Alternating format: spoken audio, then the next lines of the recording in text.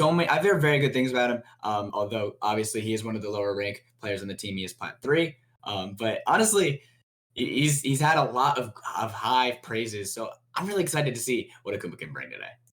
Yeah, especially if like because I'm saying that if having a substitute can be bad sometimes, but if it's someone that does get a lot of praise and has been playing with the team, maybe the difference is not that much. And if you can play compositions that are easy to execute or something that you have a lot of comfort with, then it's not going to be that much of a difference maker unless it ends up being something with huge mechanical differences in the bottom lane and in the mid lane, because that does tend to happen. But I think if that does not show, Akuma should be primed. Like I said, both of these teams are really good, and I think both of these teams are capable of winning. But being the first seed drafted into the group, I feel like Akuma should be primed to be the one that takes the series. They should be the favorites, and they are going to go into this with the favorite mentality much more so than Gulpin gamers.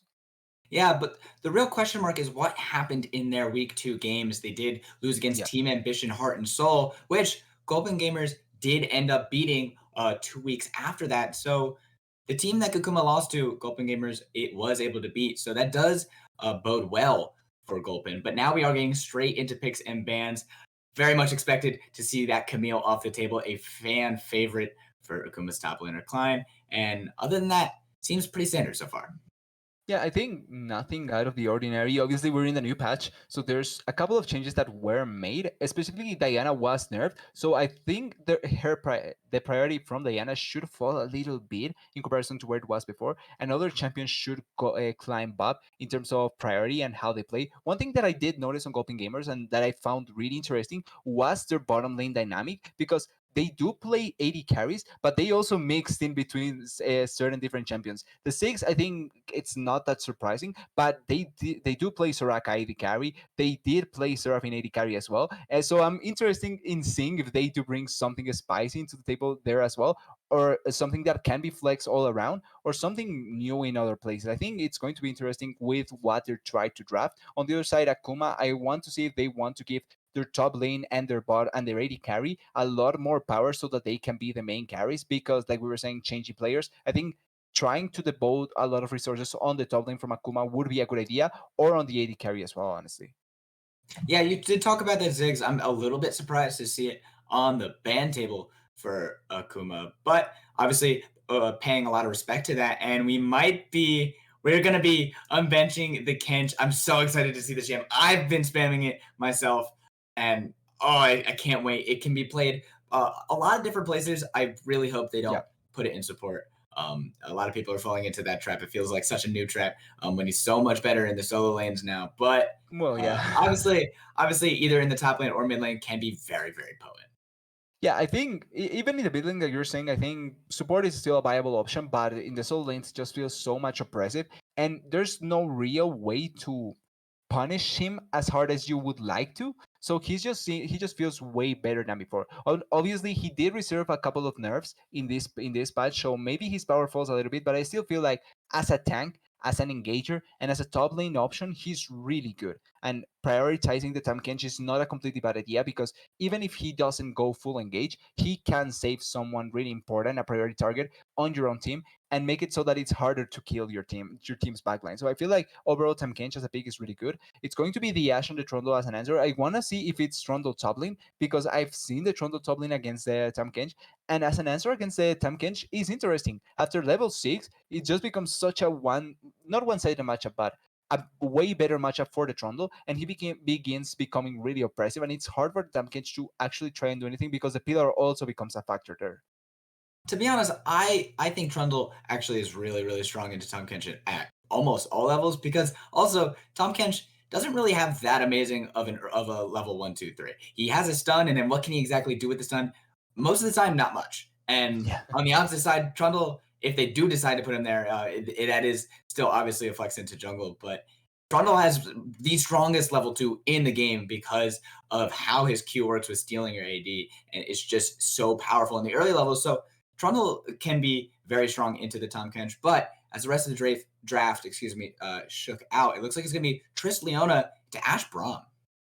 Tristana can still be a flex. I think Tristana made still finds value even into the Ace meta. So I feel like it shouldn't surprise us if it goes there. But like you're saying, it's Tristana Leona against Ash Braum pretty much I think should be the expected thing. And I like much more the Ash Braum because after a level two try to burst into the Ash, you pretty much lose a lot of power in the lane. Like the poke and the range from the Ash with the shield and defense from the Braum should just be able to dissuade any engage attempt and any engage potential from the Leona and the Tristana, and you can survive long enough that you can give you a space for your jungler to be able to want to do anything he wants on the bottom lane. I think this is a really nice bottom lane that Akuma have dropped for themselves, and it's safe enough that I think can cover any weaknesses from Alive in the bottom lane, which I think it's going to be ideal. And Viego being Yeah, picked here. I really like this Viego pick. It leaves a lot of question marks for Gulpin. Obviously, Yeah, you can see in the second phase of Band, focusing straight onto Klein in the top side. He is their diamond player coming in. He has been in Akuma for a long time. And honestly, we're expecting big things from him. So they banded away. But now there's a big question mark about what he plays. And TDS, I think we have ourselves an Ivern. I okay.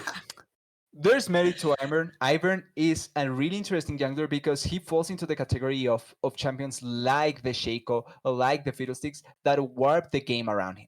So you need to understand how to play around him in the fact that he's not a typical jungler. You have to be ready for how he goes to his camps, which camps are up and which camps are down, which he smites and which takes away. He also allows for a lot of possibility for the mid laner to take the buff. Same with the AD carry. So he warps a lot of the things there. Luckily, Vladimir is not a champion that is going to take full effect of the blue buff. So right there, at least you don't have to worry that much. But the mix of champions that they have here, it's quite interesting. I think their idea is quite obvious that they want to fight 5v5s and want to secure objectives really strongly.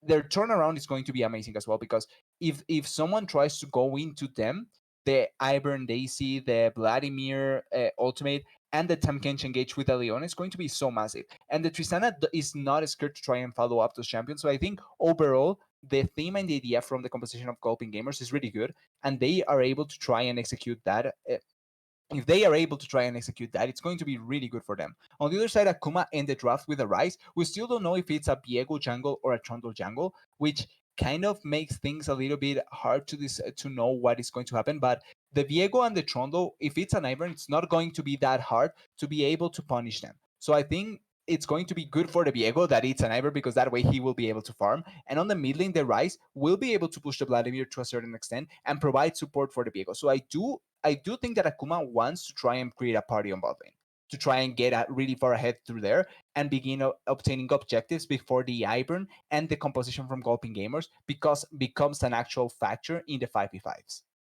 Yeah, and honestly, I think that has to be their plan of action because if you're looking at their team composition, they don't have that much heavy team fight engaged. They have some pick potential, yes, but they're not exactly going to be as potent as the likes of a Vladimir, of a Leona, especially of a Trist with resets in team Yeah. fights. So Akuma, the name of the game, is going to be trying to get ahead early and continuing to run with that snowball all the way to a game win.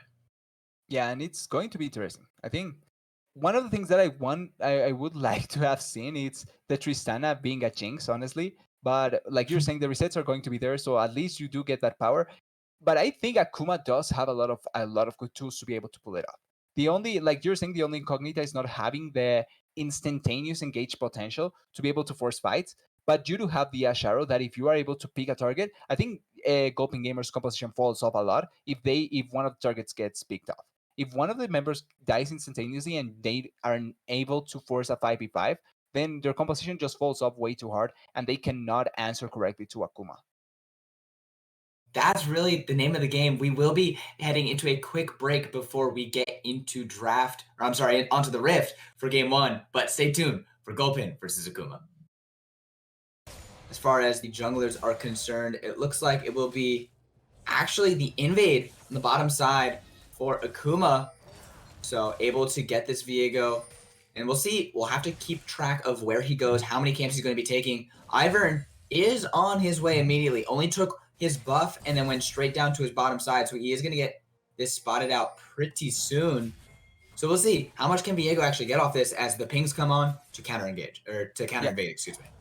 yeah, I think it was the fact of where the bottom lane came through that kind of gave away. Because if you see, there's no real vision on the bottom lane. I don't even think that the Ivern was able to spot the Viego. So he just went topside based on the information that they had on the bottom lane, and because of that, he is now counter jungling. I think that's the best idea. And he's one of the junglers that can take away those, even though he doesn't have a smite. He can prep the birds and then steal the red, but he seems to not be going for that. He's running away already. He didn't take I don't think he took anything apart from the birds that he's going to take right now. Interesting. We'll have to see. He's going to stay there. And that will be the red Yeah, okay, he got it, yeah. completed. Yeah, so he is going to be taking this, and we'll see where he decides to go. It looks like Viego did take all 3 camps on the bottom side, so we'll see if Ivern does match this. It looks like right now it's only prime for 2, so right now the advantage going just a little bit to the Viego. Yeah, he was. It's hard when you're behind in that regard, as in counter jungling. It's really hard to be able to take a positive trade in comparison to the other one, because the other one has the head on top of you, and it's not like you could have forced a fight or anything like that, because it's a Viego against an Ivern. You pretty much don't have any fighting stats as the Ivern really early on, so realistically you shouldn't take that. So really nice play by Akuma to take so much advantage there, even though they end up trading reds. It's overall a really nice advantage for the Viego, and as soon as he can clear his bottom side of the jungle, then his top side, he can just go try and get back into the map really well, in a really well position. Yeah, we'll see what's going to happen when he decides to get his back off. He is so right now just hovering on the bottom side as his bot lane is trying to win the push, so he's covering just in case, but Ivern is on his top side. There's a lot of trading in the mid lane, so Akuma has a massive push advantage, but fortunately for them, Hayden has no more mana left, so pretty soon this Vlad will start to be able to take this lane priority back. Ooh, top lane. Oh, completely spotted out. Klein got the ward and he missed the Q.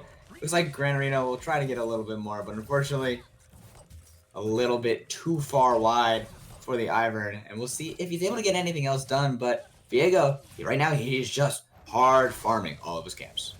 Yeah, after that, he already backed for the Shin, so he is in a really nice spot in comparison to the Ivern that has still not backed.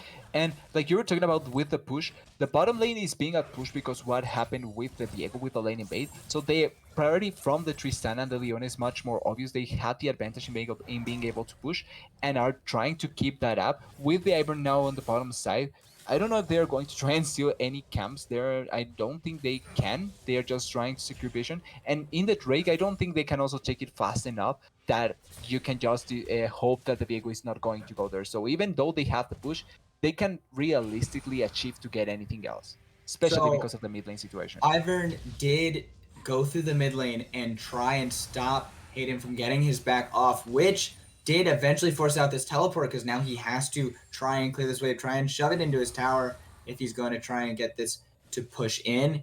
But right now he's just going to be able to continue to push. And now Ivern ready in the wings. We'll see if he's going to be looking for this. But Leona, good timing. It's a party in the mid lane. And we'll see. Ooh, great dodge. But that's a flash straight into the stun. He's going to get locked up. Hayden, can you outplay this one? No, it's going to be first blood. Going over to the Leona, actually. Well done by the whole team to set that up on the complete same page with every single member. Leona roaming at the perfect time. And that is a big advantage going over to Gulpin.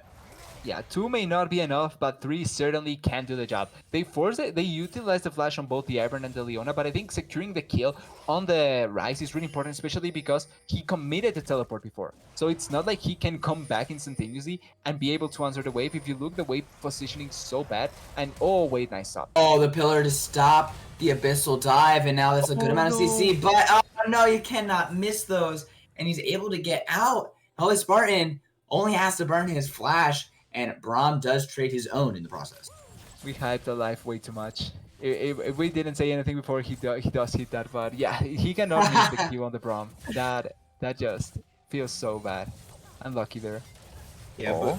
Oh, it looks like he's going to be trying to go in. That's a lot of damage, but that's 1 tower shot, 2 tower shot. Can he get out? Yes, he will, but Ryze is coming. He has the ultimate. Can he get the rune? Yes, he can. The prison locks him down, and that will be 1 kill traded back. So well done by Akuma to trade it, but still getting that kill on the bottom side. Yeah, they got one back, but overall it's just such a nice advantage for the Tristana. Tristana got the kill, and the the wave was crashing on the turret, so the Ashe couldn't get anything there. The back from the Tristana now is going to be good, really good, and now and they can keep on playing with for this place because now Ashe doesn't have cleanse either, so she's going to be much more susceptible to the dive from the Leona and the Tristana. We'll see if that does come to fruition. They have to punish that. But looks like both supports having their fun in the mid lane in the NA RAM, but just trying to get themselves priority. As it is 7 minutes closing in on the 8 minutes, it seems like no one really cares too much about this early Drake despite the priority going back and forth in the mid lane. Cloud Drake, overall, not too popular.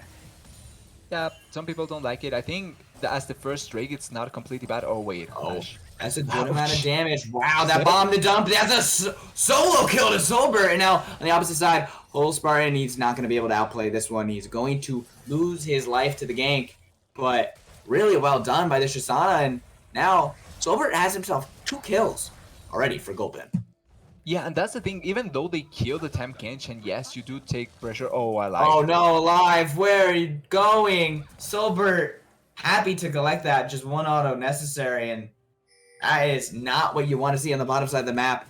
Akuma falling apart and Gulpin very happy to take control of the game. And now Solbert, he has himself all that he needs to carry this game. Yeah, and I did praise the Ashe Braum bottom lane as being one a really safe bottom lane and one that can do a lot. But sadly, because of what happened on the level 1 with the seal on the red buff, they lose a lot of really early pressure on the wave, and because of that, it feels like they have always been in the back foot in any fight in the bottom lane. Tristana is really strong right now, like you're saying, she's 3-0. They are pushing the wave, they are ahead in CS, they are ahead in XP, and they are really ahead in gold on Solbert. And even though they get kills on the Tam Kench on the top lane, it's not like it's going to completely matter at all, because as long as he can tank long enough, the Vladimir and the Tristana will do what they need to do, that is carry the team fights. And that's going to be the difference maker in the 5v5s. Almost 1,000 gold advantage just to Solbert in the bottom side. That is so much dominance for this AD carry. And now, after getting that back, he has himself a pickaxe on top of the Noon Quiver that he already had. He is about to be a menace in the bottom side.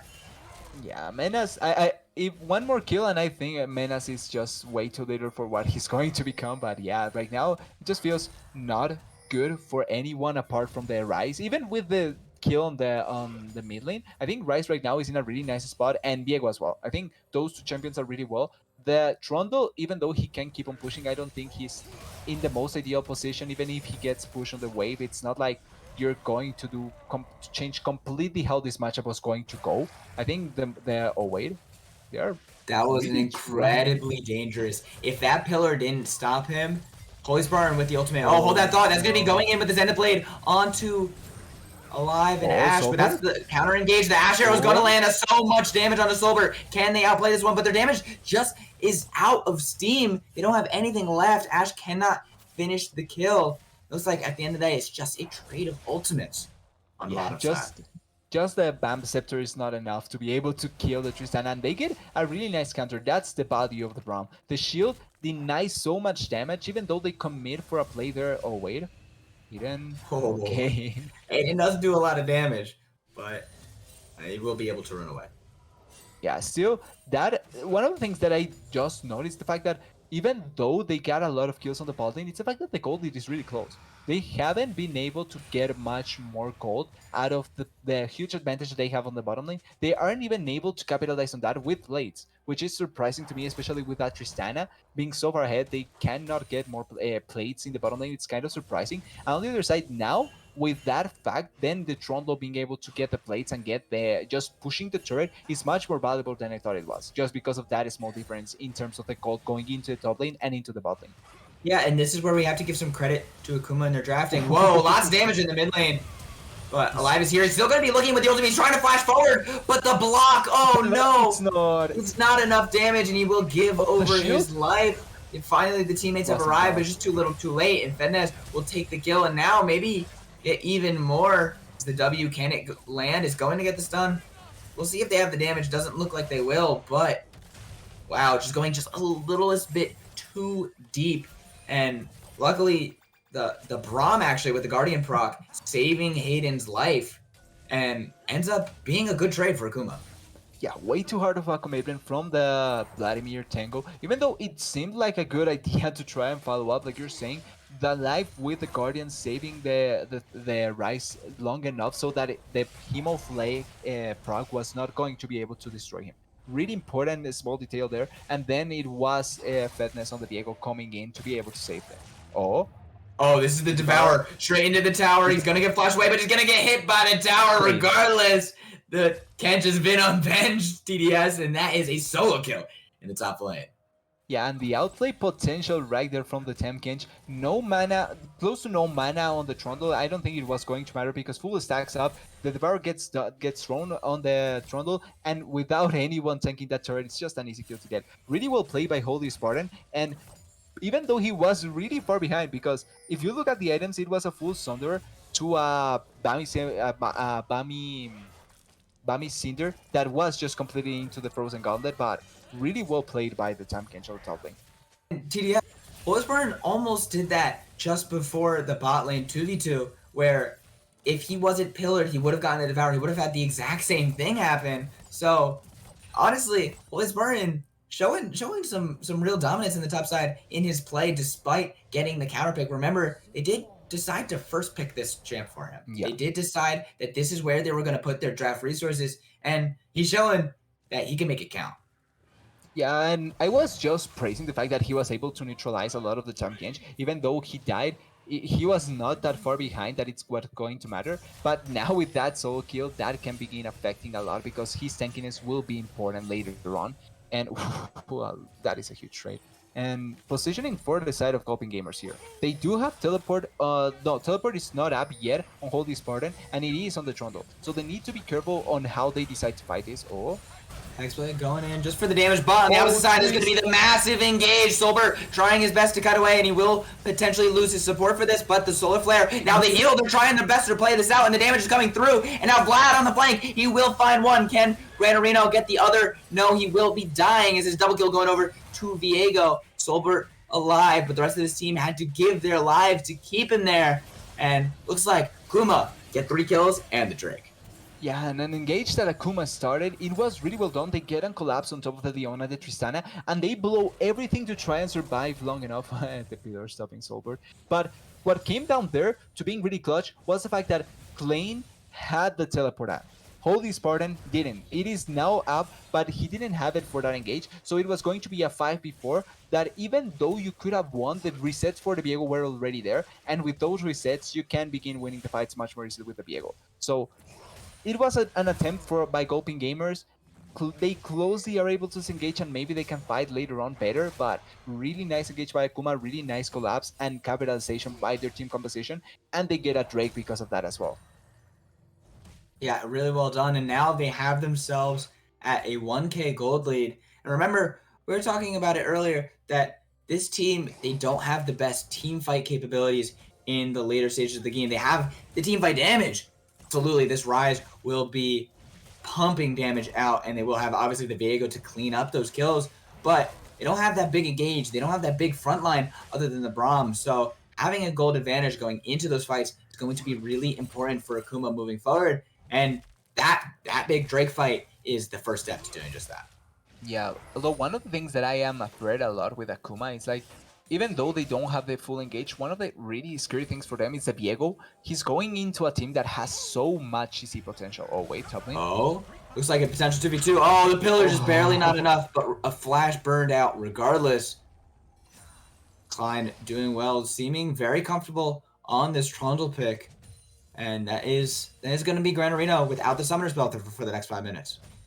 Yeah, it's going to be bad for the Ivern, but as long as you get your shields out and your Daisy. Oh wait. Oh, he's going for the Devourer. I really want this to happen. Granarino is here for the dunk. And can they get the knock? No, they cannot. But the Q, no, the Q doesn't land either. They don't have the CC. You have to hit your abilities. But finally, Granarino hits the Q.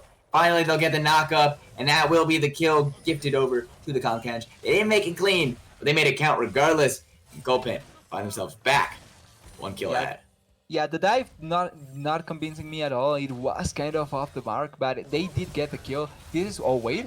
Oh, Fenez trying so hard. He wanted the damage, but now the team has arrived, and now we'll see if the stun comes in. It does for Holy Spartan, and that's so much damage. Shut down. Goes over to the Ivern. Granarino now 2-1-3 on this pick.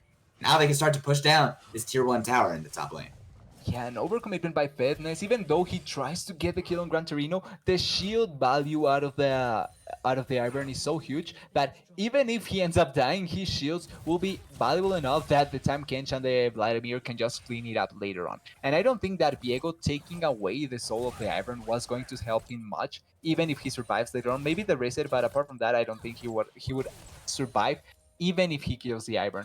Really nice capitalization on top lane, and they stopped a really important part of the bleed that was the Viego that was overhead and the Trundle that was able to put a little bit of pressure on the top lane as well. So really important picks by the side of Gulpin Gamers.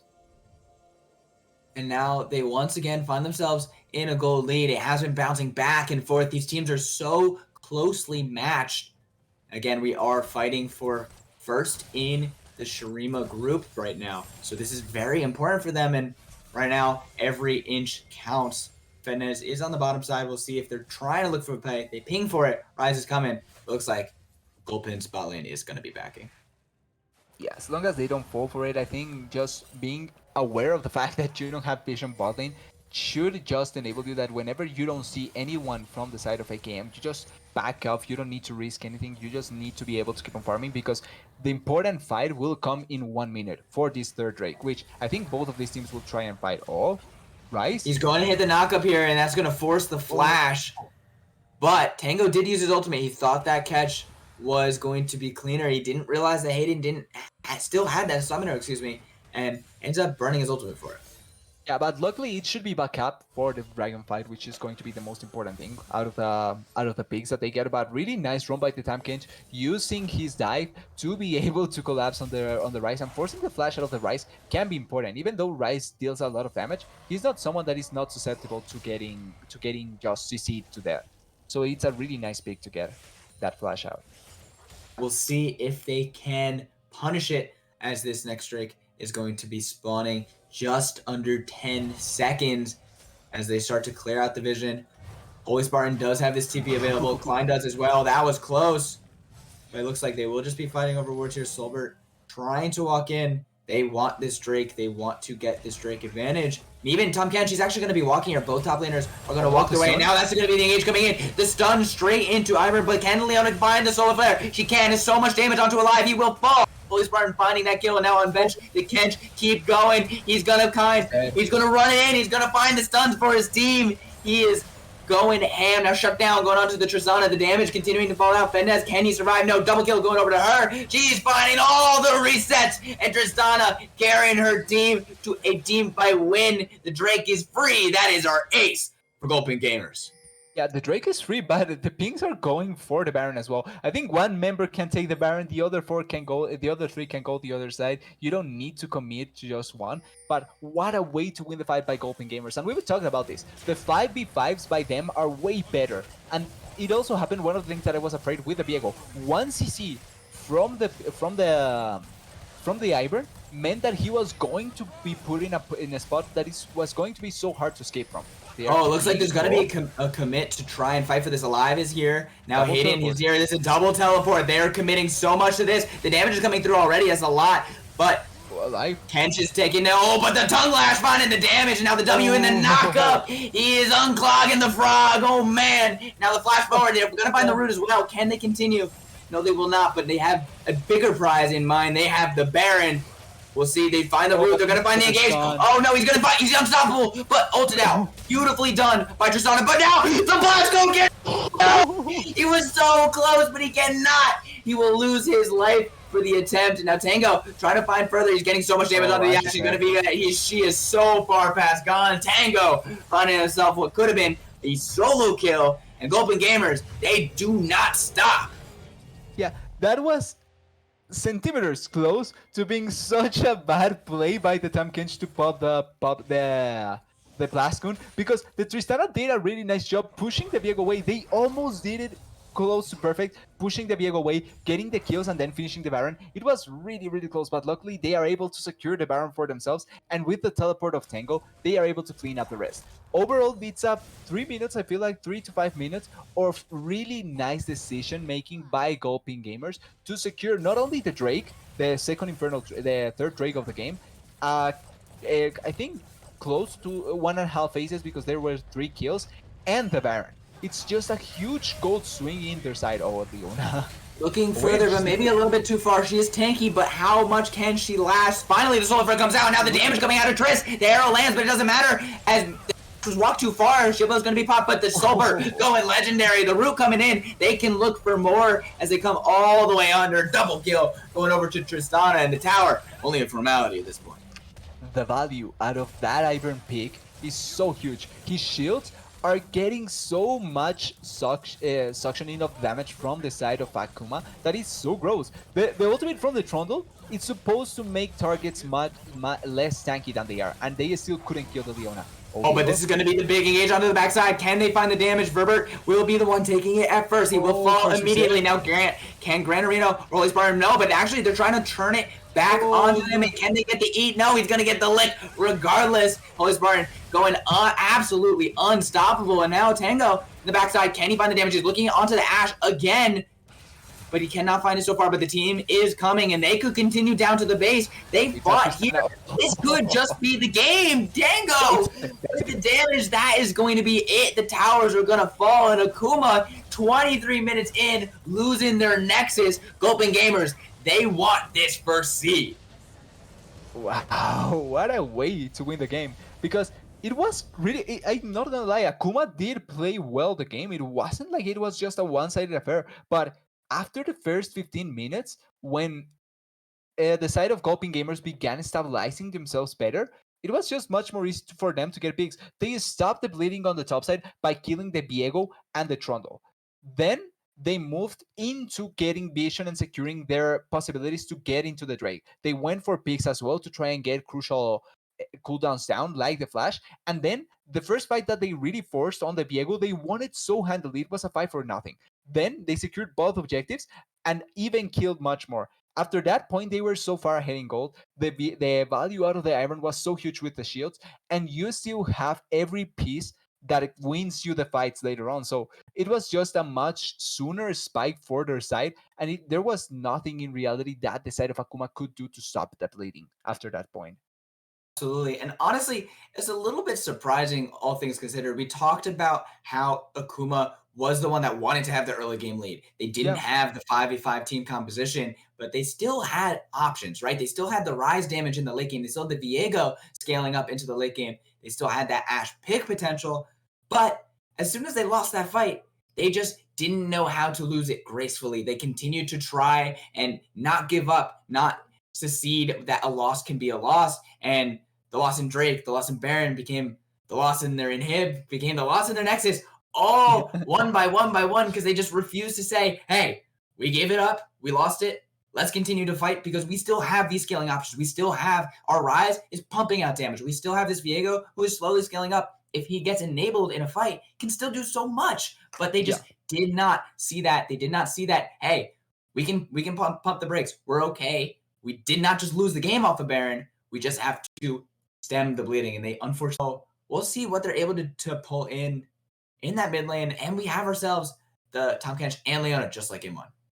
Yeah, I'm getting excited about just seeing the hovers from the side of AKM. But yeah, they are replicating a lot of what was good in the first game. The Tahm Kench and the Leona with the nice engages. Adding the Irelia into it, it's kind of, I would even say it's close to the Vladimir in the sense that it's a really good team fighter, but I even think Irelia has a lot of, she's even better in the sideline potential, which I think it's going to be really good for Gigi to have an extra in case something goes bad in team fights, then they have something else to look into with the Irelia.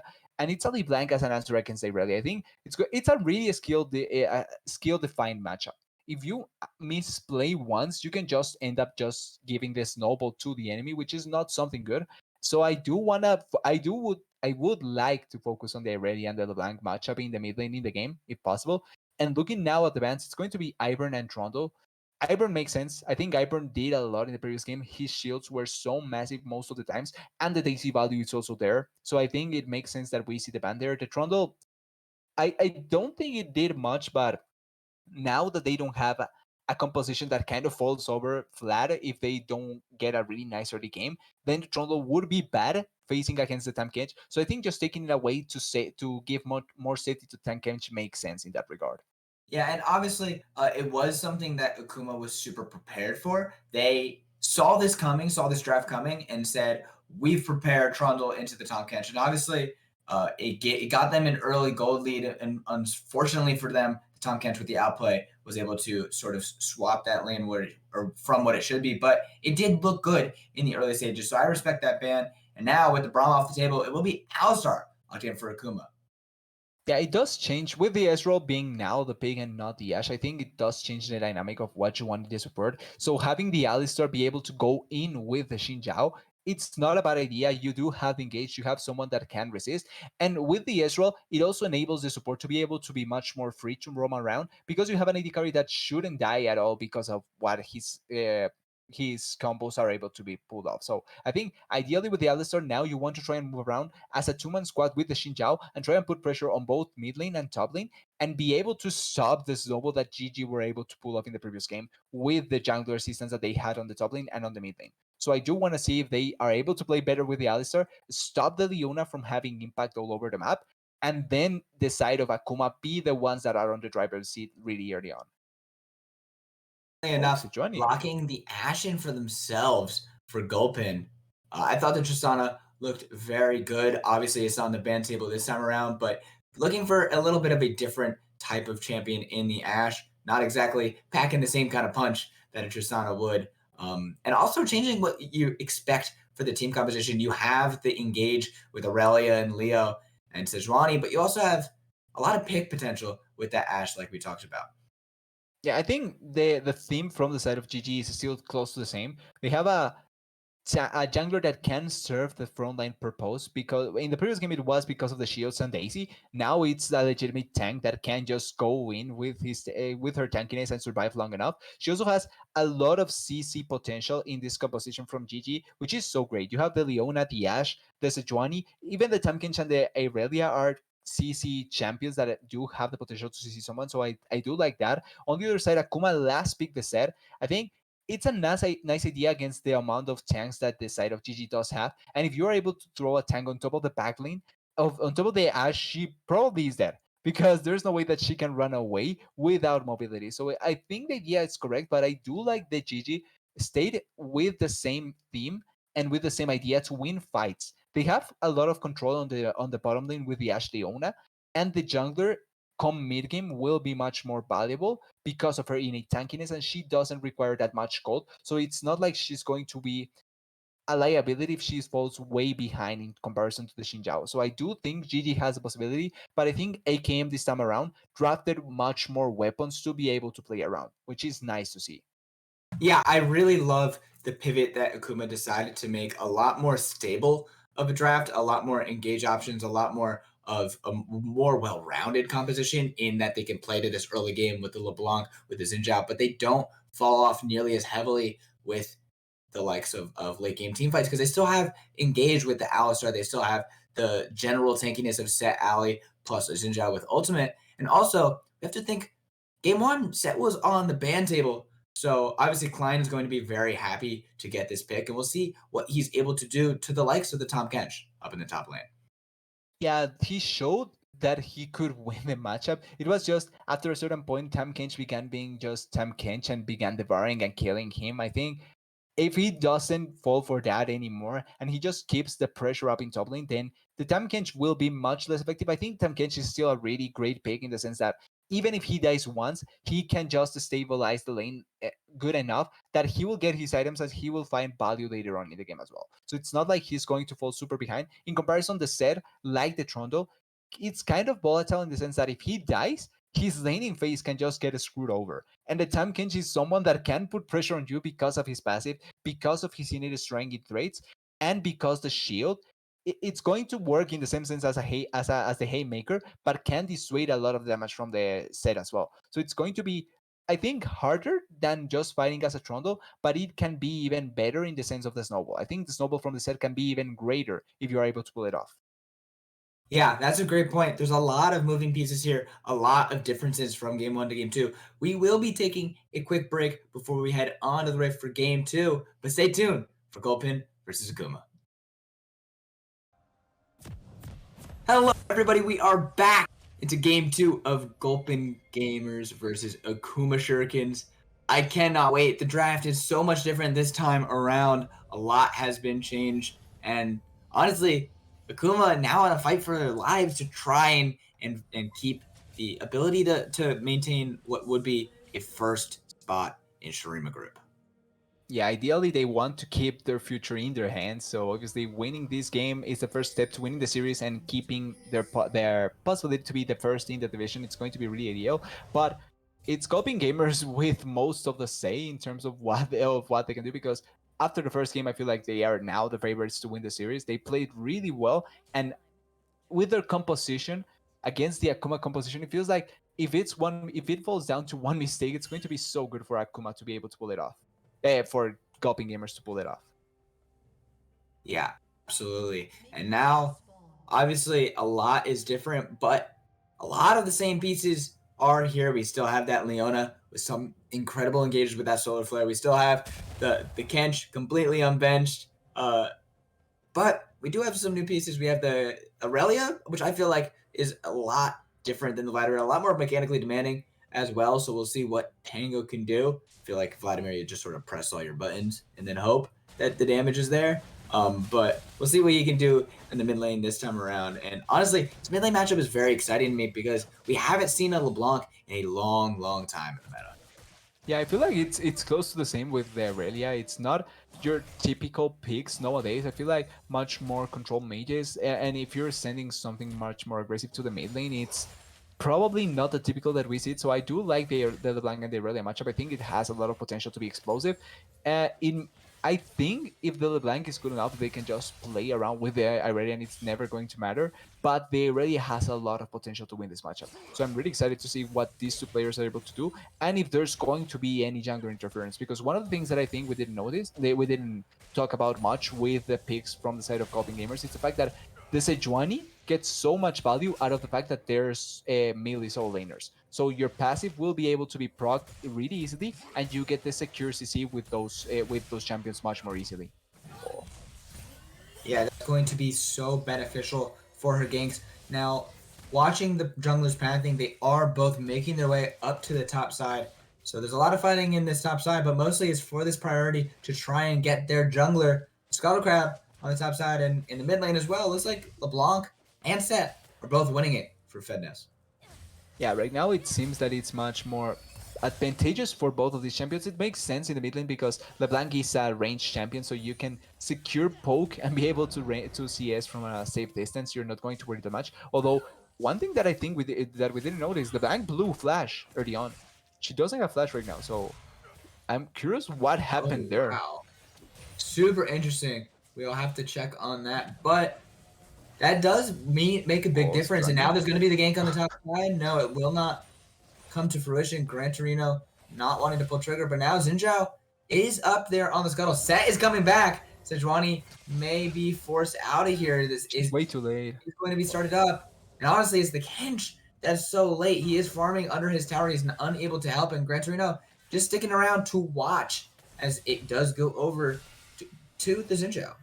Yeah, and Aurelia wasn't even there. If you saw the minimap, Aurelia is just coming now from the base, so there was close to no chance to be able to contest that as the Sejuani. I think she wasted way too much time there when she could just try and rotate towards the bot side, especially with the bot side having so much pressure that they have.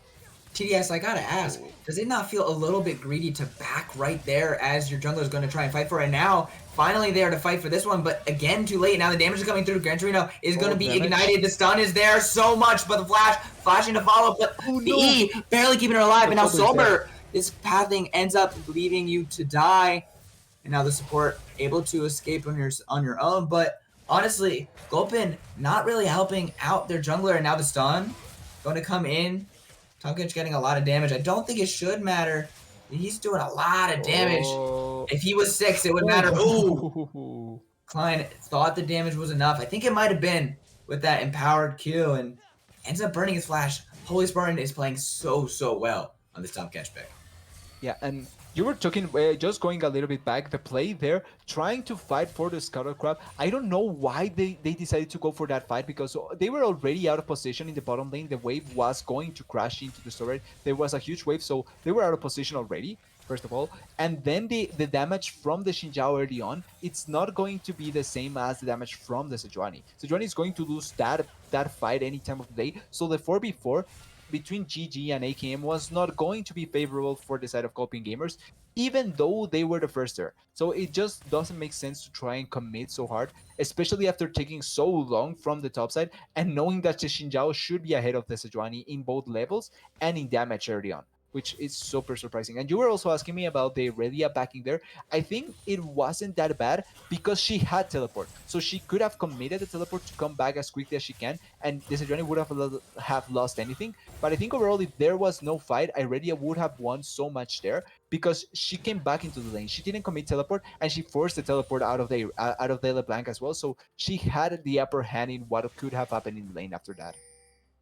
That's a great point, but unfortunately, cards did not fold her way, and now looks like LeBlanc, although she has no mana, she's going to be able to push this in and then get the back out after that distortion. And now, with her back coming through, although she has both her summoners burned, unlikely to get really punished for either of those. Yeah, if the Sejuani went just to farm and was trying to keep on track with Xinjiao and all that, with just farming his jungle, she could have gone either to gank top lane, which, as we saw, it was an easy flash, a flash wasted from the set, which means that with the Sejuani, it's much easier to get the kill because you get the extra CC from the Sejuani passive. Same with the mid lane. You could have tried and get those plays there, and the bot lane wasn't really in a situation where they would be at risk of getting ganked by the Xinjiao, because, like we were talking about, the wave was going to crash into them. So overall, you just lose the Scuttle Crabs, yes, but you would be at a point where it doesn't matter that much to you because your composition spikes later on.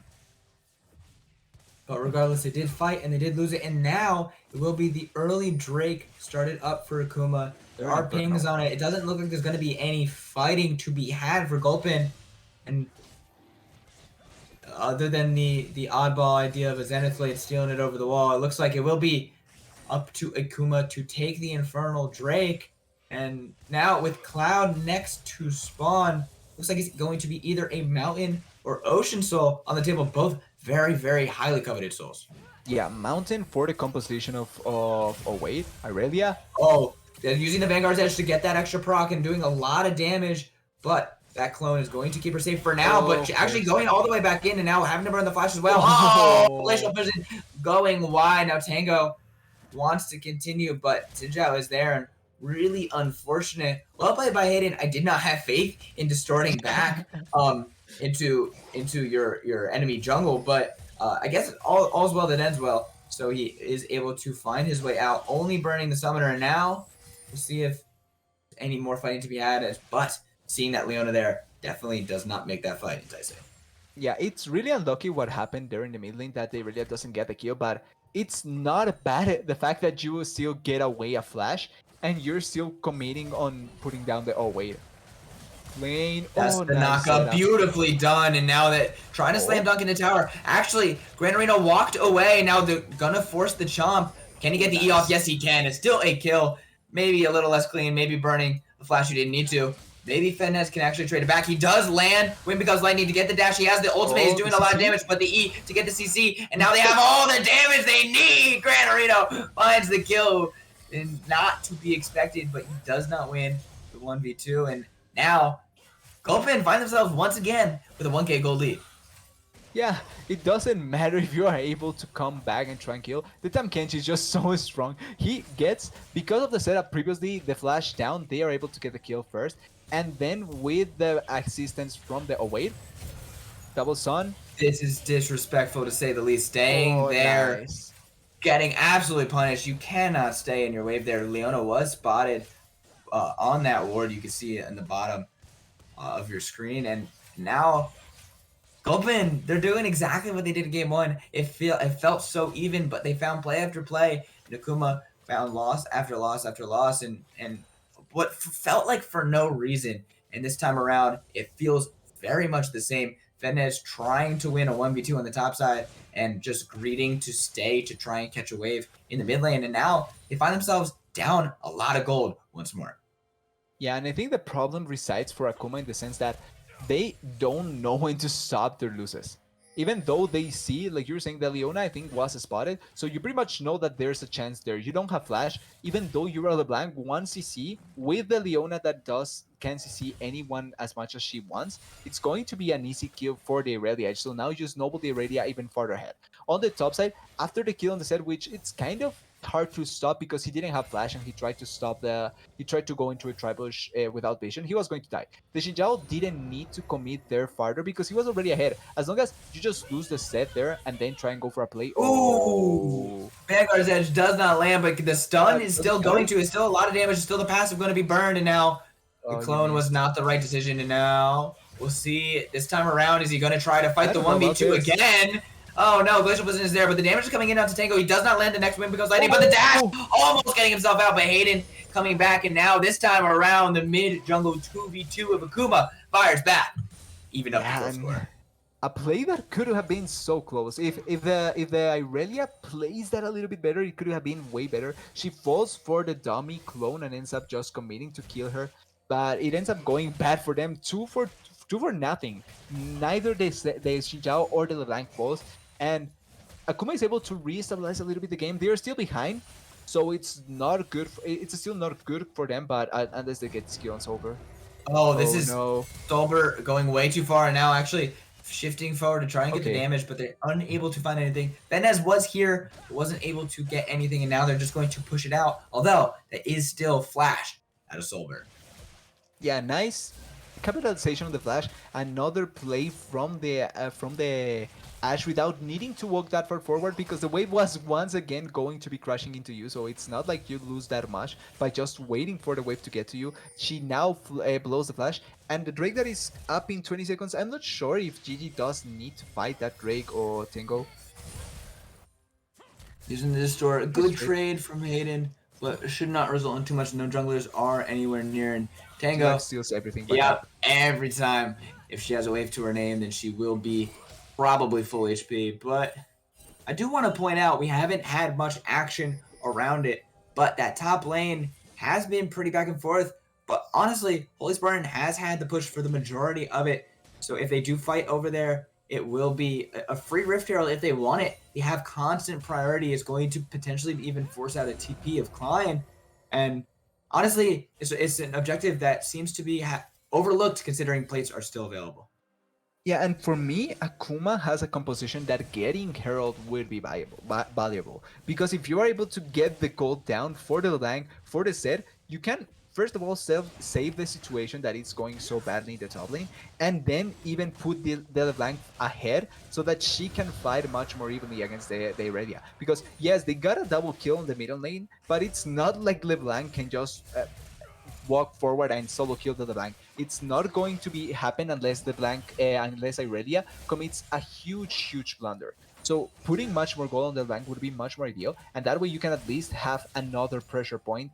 Apart from the bottom lane, which is kind of doing even, in reality, it's not like they are super far ahead or super far behind. It's just going even, so having another pressure point would be ideal. Ooh. A lot of damage. If Tango found that stun, it could have been terrifying. If that stun landed, I think that could have been Hayden flying down. Vanguard's Edge was available, but you're right. That is just auto attacks. That's the damage that this new Irelia can do. And she has quietly earned herself 20 CS advantage on top of her 1 kill. Yeah, even if she dies, it's like it doesn't matter as long as she's getting the CS lead that like you pointed out she's getting. It's not going to matter that much. That's why now I'm becoming more scared about the Akuma composition because I was expecting the Xinjiao and the LeBlanc to have a huge advantage. Oh, well, pause. I was expecting the Xinjiao and the LeBlanc to have a huge advantage early on, but they're not achieving that. The Xinjiao kind of lost his advantage because of what happened on the top side when he died. And even with the double kill in the mid lane, it's not like it changed that positively for him. It changed massively for the Sejuani that she was able to come back. Even if she died again, it's not like she's going to suffer from that much because she's a tank. On the bottom side, it's even. It's not like you're getting a huge win with the Ezreal and the Alistar in comparison to the Ashe Leona. It's even to a certain degree, and Leona seems to be doing much more as a support roaming around the map than the Alistar. I don't think we've seen the Alistar do much apart from that first skirmish in the dragon in the river for the scuttle crab. So I'm not sure what to expect there. And then on the top side, it's all Tamkench. Tamkench has been winning that matchup since level 2 pretty much. He has blown the flash from the set, got a solo kill, getting played. He's getting so much value, and if they get the Herald like you were talking about, if they just go for the Herald with the pressure that they have in mid lane and in top lane, they can snowball one of the two solo laners even farther ahead. Yeah, honestly, that is very true. Although I do have to point out that comparatively to last game, the scaling is much less skewed so heavily in one favor as opposed to the Yeah. other. Both have an opportunity to fight in the later stages comparatively to game one, where remember Akuma really needed to have that early lead. They needed to enter the mid game ahead, and when you enter almost behind, they were very close in gold. It was constantly going back and forth by 1,000 up, 1,000 down. That's not what Akuma needed. But this time around, although you are right, I do think that it is important to note that this time around, early gold leads might not matter too much. I think the bigger difference is the Drakes, where Akuma already has two to their name, and it is going to be Ocean Soul for whichever team can pick that up. Yeah, I think, like you pointed out, that early Drake stacking can be really favorable because I would expect the side of GG to force a fight for that third Drake since it's so point. But if Akuma does end up getting that Drake, they can now dictate when and where they want to fight. Because that buys them 3 Drakes worth of minutes to just not fight, which is, I think if I'm not wrong, 12 to 15 minutes if I'm not wrong. So that means you have 15 minutes to be able to scale to a point where you're comfortable fighting and then fight against GG, which would be the most ideal situation for Akuma, even if they fall way too far behind. So I think if they're able to secure this third Drake, it's going to make Akuma's game much more manageable and much more doable in the later stages. But at the same time, I think Gulpin Gamers has a composition right now with the champions that they have and the items that they're picking that can spike really hard at this point and win a fight for that Drake. And if they win that fight, I think it's going to seal the possibilities for Akuma to be able to come back, and it's going to be much more easy for the side of Gulpin Gamers to win fights.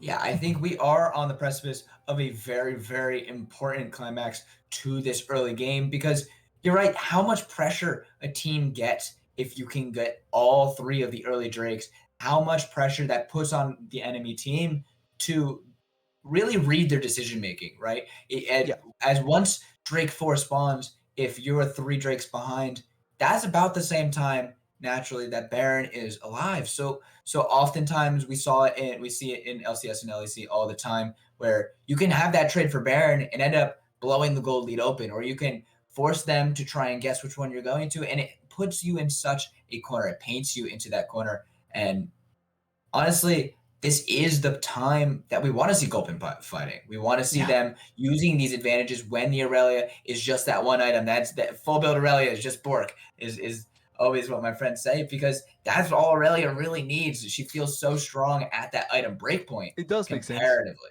to other champions. So I would really like to see a big fight happen for Gulpin coming up. Yeah, I think it's close to being the moment for it. I think they are going to go for it. And I love that you brought that up, the possibilities that having 3 Drakes does bring up, because one of the things that I want to give Akuma the possibility of having if they do get those 3 Drakes, and if they get Baron, is the fact that they have 2 really good side laners. So having Baron with Zed on one side lane and a Blank on the other, and an Ezreal just being able to fire from really far away without having to be that worried about getting engaged on, it's going to be really good, because that means now you have pressure.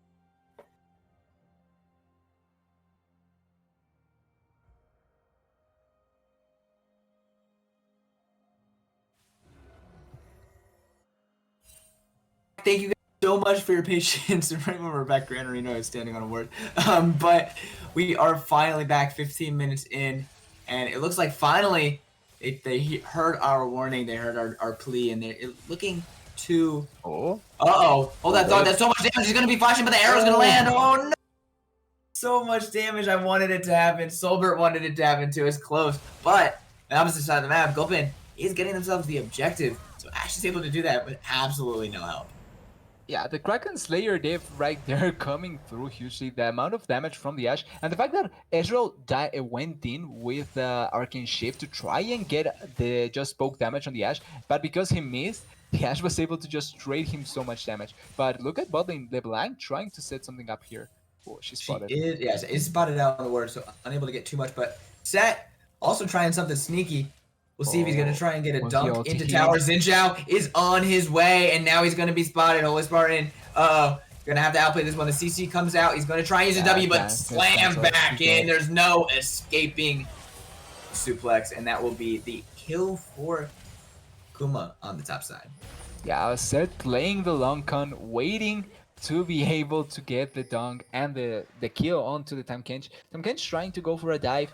I wouldn't call that Olympic worthy, but it was close enough. Maybe if he pulls it up and is able to survive, maybe that would be good. But yeah, an easy kill on the Tahm Kench, and an easy stop of a good stop on the bleeding for the Set. Because if not, it was going to get much and much worse right there.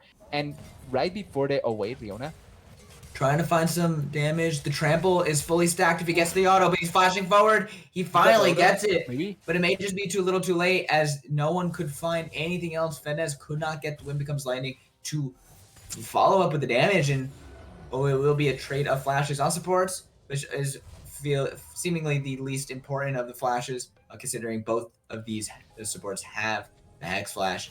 But now, we'll see if they can punish again this time, as it was going to be holding the wave. They will stop the Leona from holding this wave, and now Sejuani coming to pick up some minions of her own. Yeah, and that right now at this point of the game, it's not super important the fact that you can hold the wave or not, but obviously being able to give your AD carry the gold and the CS is important to a certain degree.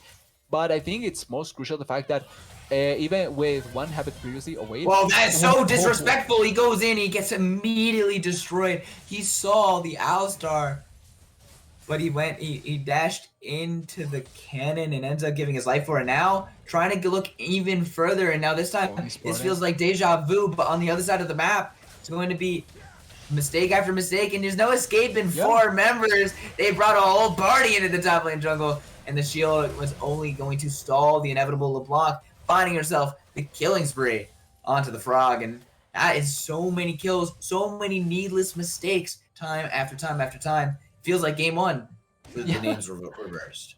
Yeah, pretty much. And it feels like you mentioned it before, it feels like they're hearing us because we talked about Alive not doing much around the map, and now he went not only getting a kill on the mid lane, but also a kill onto the Tahm Kench on the top side of the map. So really well done by Alive win the Alistar to finally have some pressure elsewhere and try and do much more than just trying to move around and not do nothing at all. And I think if before it was just a stop on the bleeding, that was a really ideal situation to now make it so that you can finally fight back. This Drake is going to be up, everyone is up for this, even the Tahm Kench peak there, but it feels like they're going to give this up. It's going to be an easy Drake for the side of Gulpin Gamers.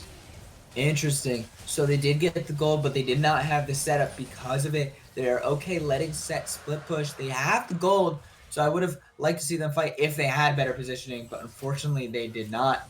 Now trying to take even more than just the Drake in the bot side jungle for Gulpin Gamers, and they still find themselves in a gold lead. Now we'll see if they fight. Will they find a catch onto the Ezreal? They will do a lot of damage, but will be able to E away. Now the TP is going to come through. Akuma want to fight this. Leona is here. The Ash Arrow does land, but there's the Vanguard just to stall as they will give over the life. They're continuing to fight this. They're trying to look in on the damage. They cannot find it. Can they finally kill this Ezreal? There it is, but you've given up so much. You've given up 2 kills. We'll see if Sejuani can get out, but she's going to get locked. She's going to get knocked up. It's a bouncy castle, and there is no escaping for the Boar Rider. She will fall, and again, mistake after mistake after mistake, and Akuma very happy to capitalize.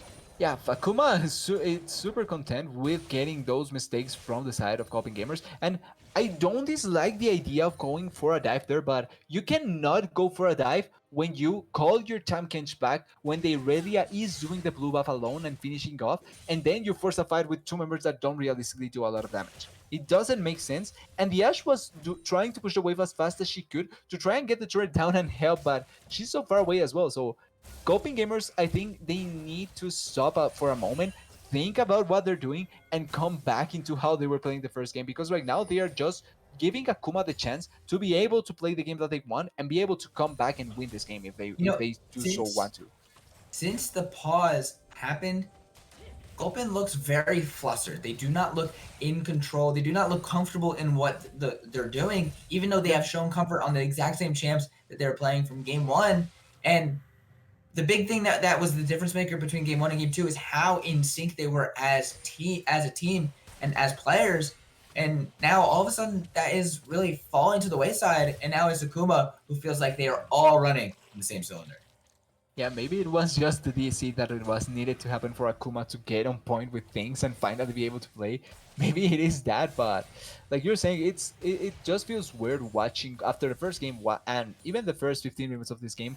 Gulping was still playing well, even with a couple of mistakes. We still thought that Gulping was playing well, but more mistakes than we want to see and more errors than we anticipated, honestly. Yeah, but I do want to temper both of our expectations because although a lot has just fallen to Akuma, although a lot of gold has just fallen to Akuma, the gold is dead even right now.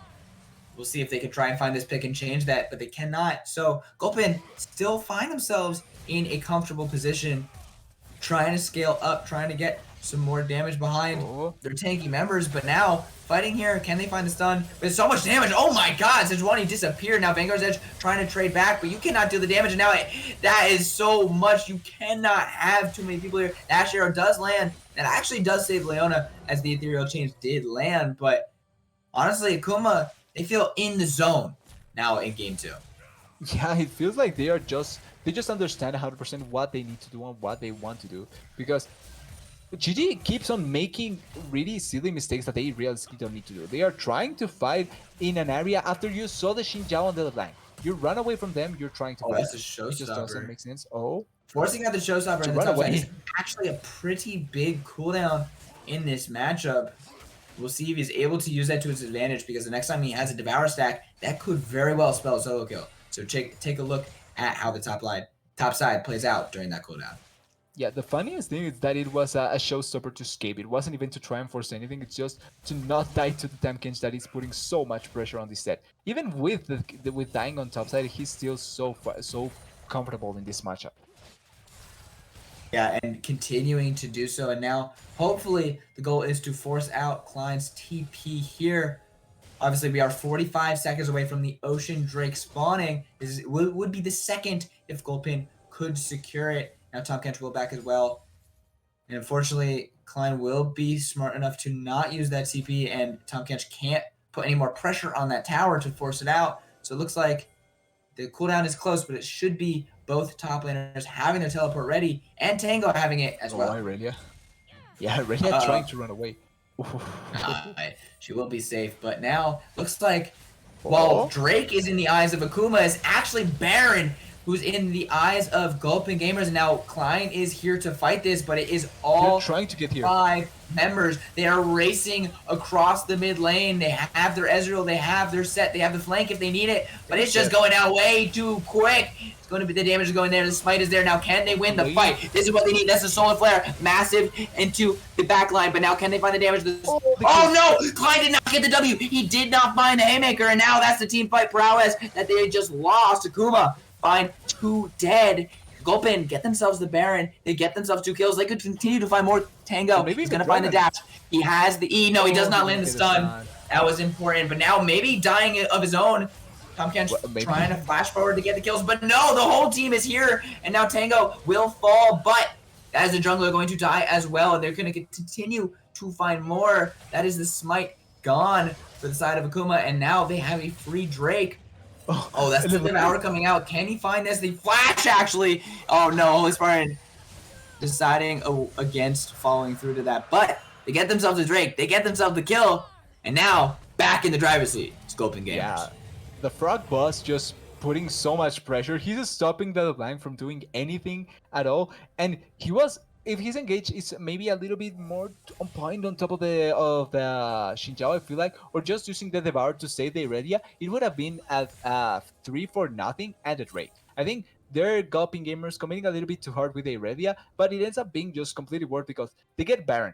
They get the Drakes and they get kills as well. Really clutch decision making to go for the Baron as soon as they see the 3 members going down for the Aurelia and committing so hard for the Baron so well. I really think Gulping got back with that play. Ooh, Solar Flare trying to look for a play, but Alistar is here. Yeah, you are in 100% correct. The awareness to realize, hey, we can finish this before they arrive, and they do just that. And now finding themselves very comfortably ahead in this game. And you are right. There could have been a Devour to save the Aurelia. It would have ended up saving her life, but she has not had the best game. She is 1-5. Looks like, honestly, no one is fully being the carry of Gulpin. It's really just their macro that has put them in the lead so far in game 2. Yeah, I think it probably makes sense to not just use the Devour on the Irelia since it's not a priority target to save, but I just feel like just to make it much worse for Akuma to not get a kill back would have been the best thing for the side of Gulpin, but it doesn't change much, like you're saying. The fact that their macro seems to be carrying them right now, it's really important, and they can keep on putting pressure. Oh, okay.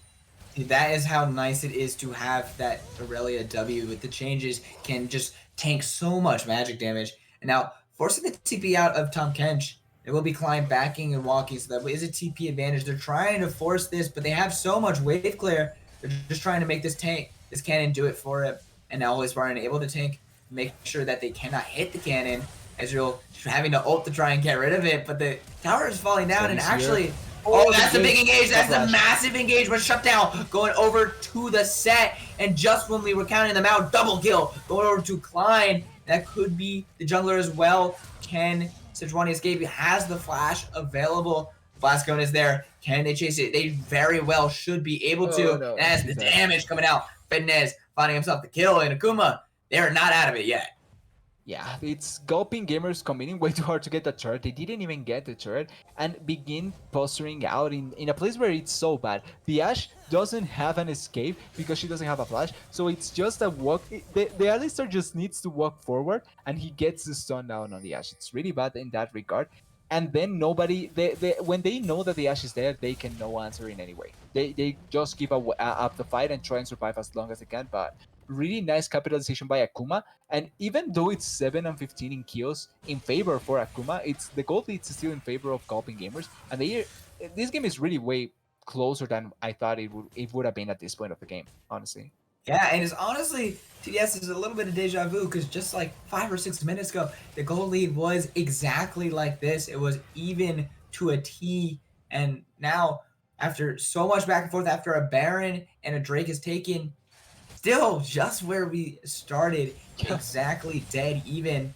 And honestly, teams now tied in Drakes. So honestly, it will come down to how these teams are going to play the late game team fights, how they are going to make sure that they are in the right time. Can they find this? Solbert does a lot of damage. Oh, he's going to survive just barely. They cannot find the last arcane shot and able to escape with her life. And now potentially trying to find more. They're going to continue going on. Leona, oh no. Vexrax giving away his life and what felt almost a little bit unnecessary. I think the Ashe was out already. But regardless, that is a pick. Unfortunately for them, it will not be all that much at the end of the day. Vexrax will be up in time for this next Drake to spawn. And if they rush there and the fight is long, could even be back in the river before that Drake ever falls.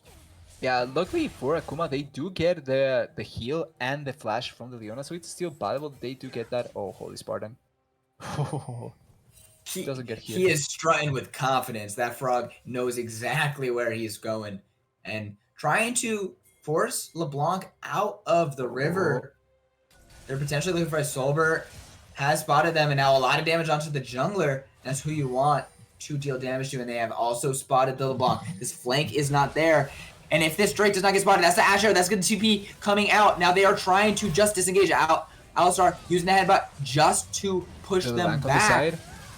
Now Leona is back. That's going to be a lot of damage. Sober, can you survive? The Devour is exactly what they need. And can they kite it back? They're continuing to do it. Ashes, no, but the Haymaker straight to the jaw. And that's the damage they needed. And now they do not have anything left. Double kill going over. Tango is just sitting in the bush. This may have revealed her, and yes, it will. Not going to even find the stun. Can you even trade anything back? The dash is there, but it's just a formality at this point. GG to GG, as they will lose this Drake as well.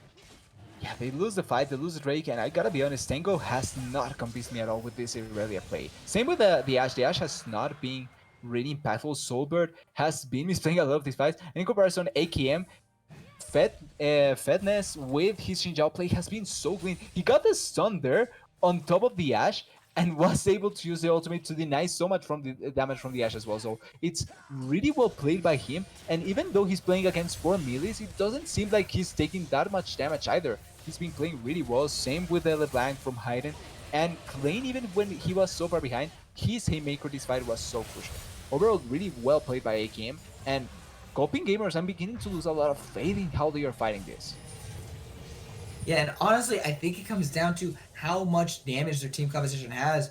When Irelia is 1-6, Irelia has found so little success, then all of a sudden, where is your damage coming from? From the Ashe or the tank Tahm Kench? Because you're really, really lacking in the damage. And Akuma, they have a composition that has a lot of bruises, has a lot of survivability. You need a lot of damage. You need to break through this set. You need to break through Fednex's ultimate. You need to deal a lot of damage, and they have a lot of healing as well. And they just don't have the damage if this Irelia cannot fire.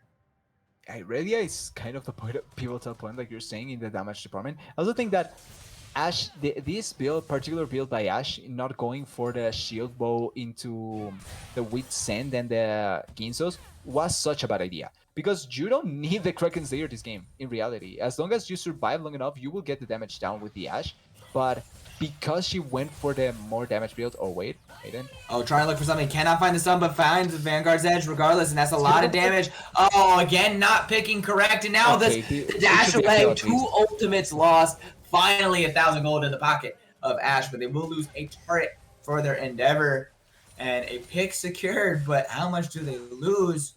As they will now try and fend off the Baron in the lane. But that could be the pick. Oh no. Good buffer from the Ezreal to make sure that he was still going to get him over the wall. Now it's only a pick for GG. Yeah, but if they just lost that turret in the mid lane for the pick on the LeBlanc, I think it's completely worth. I think because that stops the split push on the side. Now LeBlanc also gets shut down, gold going into the Ashe, and you also have pressure for the Irelia to be able to take this turret. So overall, I think it's a really nice win by Gulpin gamers to stop Akuma and to stop the push on the Baron, from the Baron buff. Yeah, and back to your original point, I want to see if hold that thought. It's gonna be the dash. Oh, headbutt too. You cannot walk that far, Silver. He will gift over his life, and now Leona is all but one more. The headbutt seals the deal, and there's no escaping this one. And now LeBlanc on the backside, going to try and catch more. She has the ethereal change. She has the CC to lock him in, but that's the Devour. Trying to trade back. Oh, but another headbutt is so well done by Alive, keeping them in his team the entire time. Gulpin starting to fall apart 33 minutes in. Yeah, and Gulpin feels like they are climbing one step in a huge staircase and then going back down 3. That's a great point. It feels a lot like, this is a good setup. Can the stun land? He finds it, but does he have the dash? Does he have the damage? He does not. It looks so beautiful, but that is just what happens when you're 1-7. Cannot get the damage across, and now as the inhibitor. And if respawns are in here, this could technically be the game. We'll see if they're able to get the defense. Silver is here. Alive a step too far, and Alive is going to fall. Alive no longer. The Ashe arrow going to land, and now trying to fight this back. Silver, can he survive? Oh no, sniped down, and Hayden does so much damage. This is not the build you wanted. I love that point. I think Wit's End was so important. That's actually the Guardian Angel proc, but they just do not have the damage to take them down. Tahm Kench, I mean, he has certainly benched this game. He has no way to fight the shield in. He's going to devour the Xinjiao, but it's just too little. It's just too Okay. late. Looks like Akuma is breaking our streak of 2-0s on Yeah. stream. Because DDS, we're going to a game 3.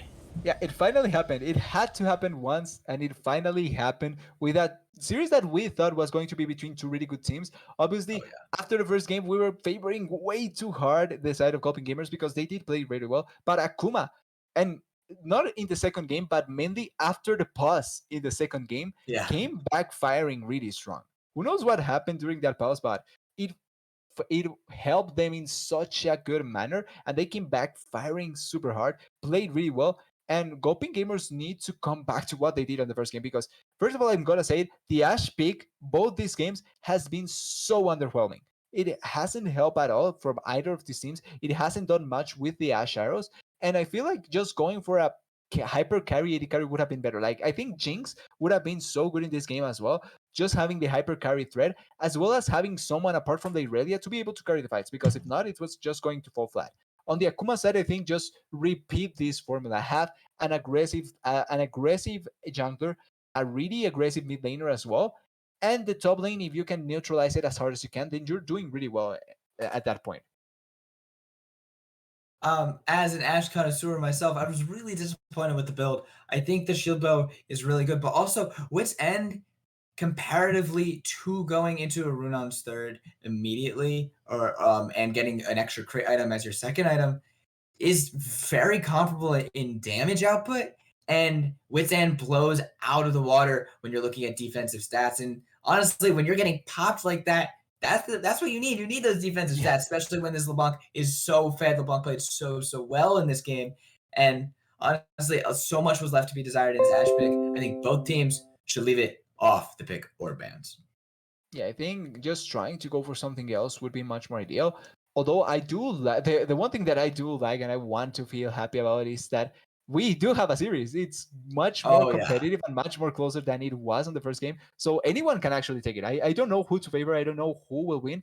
Akuma is back on board, but we know that Gulpin can fight back as well. They did play a really nice game one. So if we see that on the third game, it's going to be really exciting to see.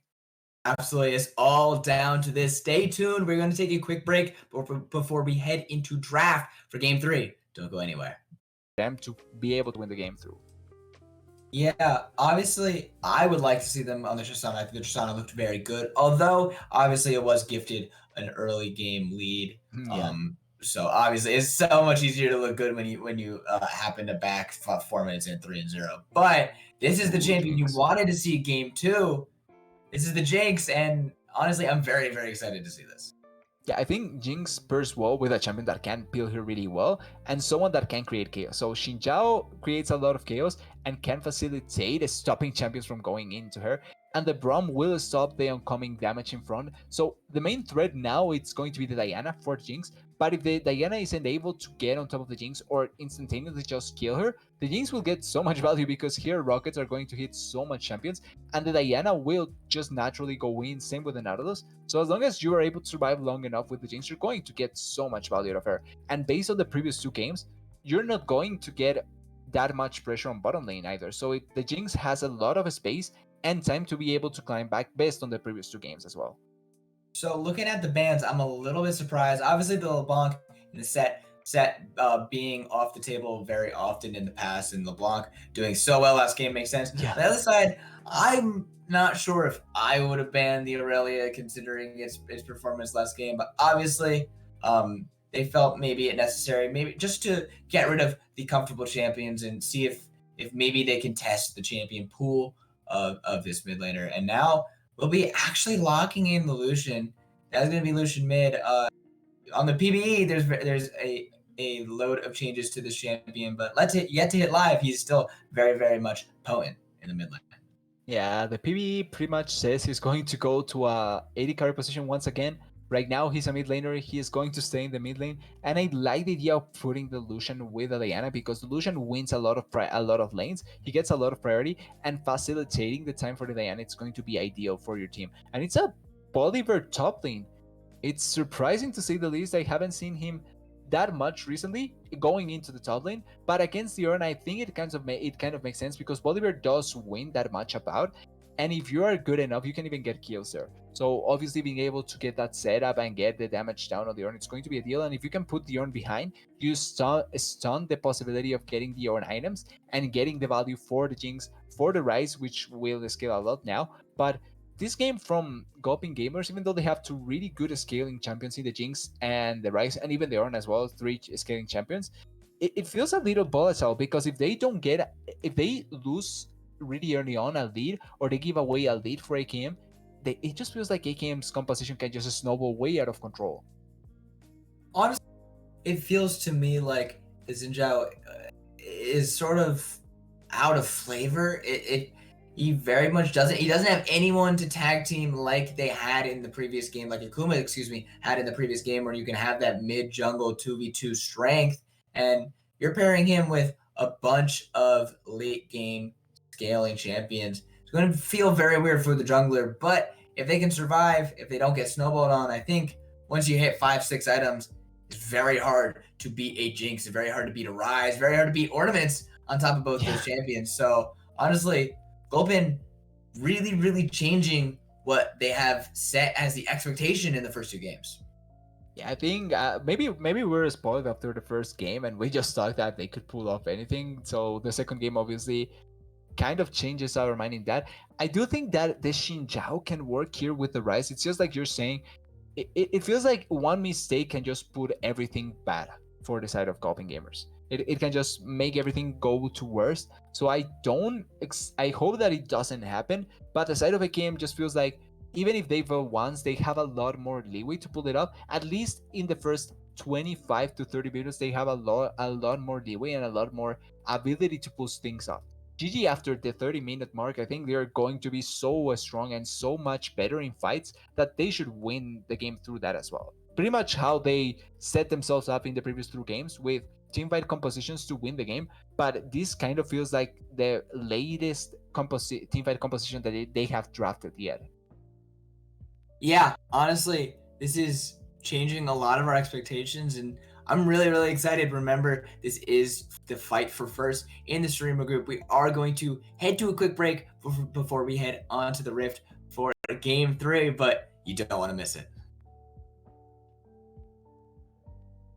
6 spikes in most of their champions to win fights and force early objectives. Yep, we'll have to see. I think a lot of that is going to be on the mid-jungle duo of Akuma. See what this Diana, what this Lucian has in store for us, because honestly, that was the big difference maker in game 2 to game 1, was these two players finding their rhythm. These two players starting to really heat up, and honestly pulling the team to rally behind them. And I think after that, the entire team started really, really looking good. And if they can continue that momentum, it's going to spell a lot of good things for Akuma. Yeah, especially with a composition like yours, being able to play well enough early on, it's going to be really important. We are seeing these trades. That's how it should go, or Bolivar should have a good time on that side. So putting pressure ready on the Ornn. And I do want to see if the Diana will try to go for any early ganks. Same with the Xin Zhao, because the Xin Zhao has a much easier time going for early ganks really early on than the Diana. But I do want to see if they try to put pressure with the Diana early. Keep your eyes on her. It looks like both junglers are on the bot side heading their way top. So once again, keep your eyes out for how these lanes shake out.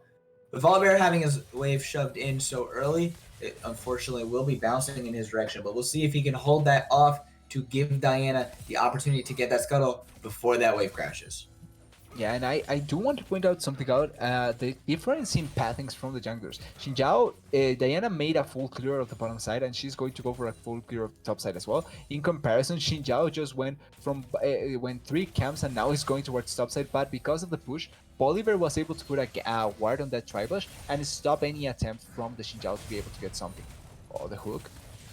Doesn't look like the hook should result in too much, but now you're right. It looks like one camp advantage so far. Ooh, that's a big trade on the top side. That's so much damage. He's going to actually burn the flash. Flashing forward to try and chase. No, he cannot find it. Holy Spartan stays alive. And Klein unable to find that, but we'll be forcing out the back. We'll be forcing out the TP. and that means Diana has a free Scuttle Crab.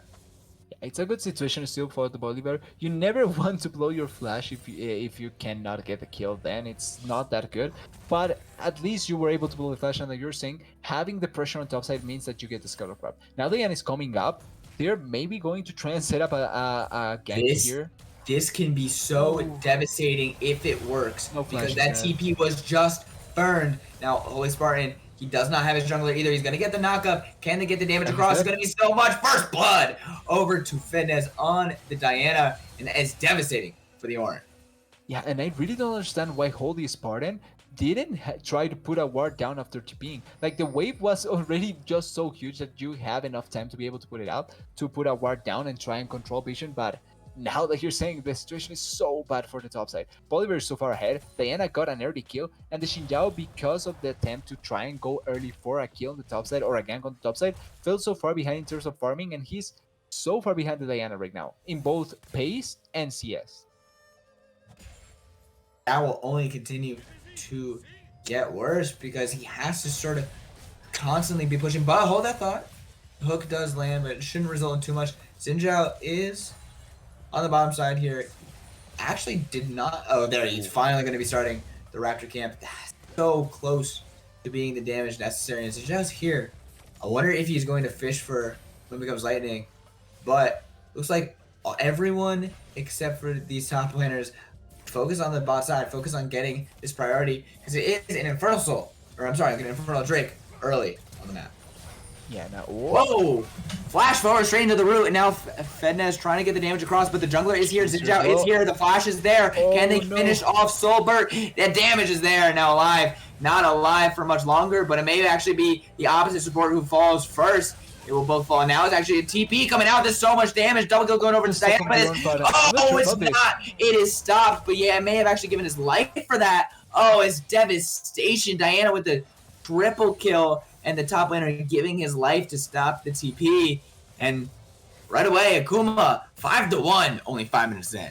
Yeah, and I won't call this an over game already, but it is damn favorable for Akuma now to be able to pull it off. The Lucian didn't go down because he committed the TP on the mid lane, so he was able to just keep on firing and getting CS here. The play on the bot lane turned so badly, and Soulbert took way too long to flash away. I don't know why he wasn't able to flash away, even though the Nautilus flash on top of him, you pretty much can just flash away and survive as long as you can for the Xinjiao to get there, but because of the delay there, he would just end up dying so quickly, and without the damage from the Jinx in comparison to the damage of the Ezreal, you just lose that play every time. And then on the top side, Holy Spartan wanted to pull the team play there and stop the TP, but after everything that happened there, just letting the TP go and getting yourself back up would have been more ideal, because at that point it was just a Rise alive and it was going to be a TP committed without gaining that much, but because of the stop, it's just a kill for the Bolivar and another advantage there. Oh no. Yeah, and honestly, you're very right to. Oh, hold that thought. Moonfall pulling him back in, but now dashing under tower. That's the root. That's a lot of damage. Can they continue to fight it? Fighting back, but no. Hayden is here. That will be the 1-for-1 trade. Shut down. Goes over to the Rise. Oof.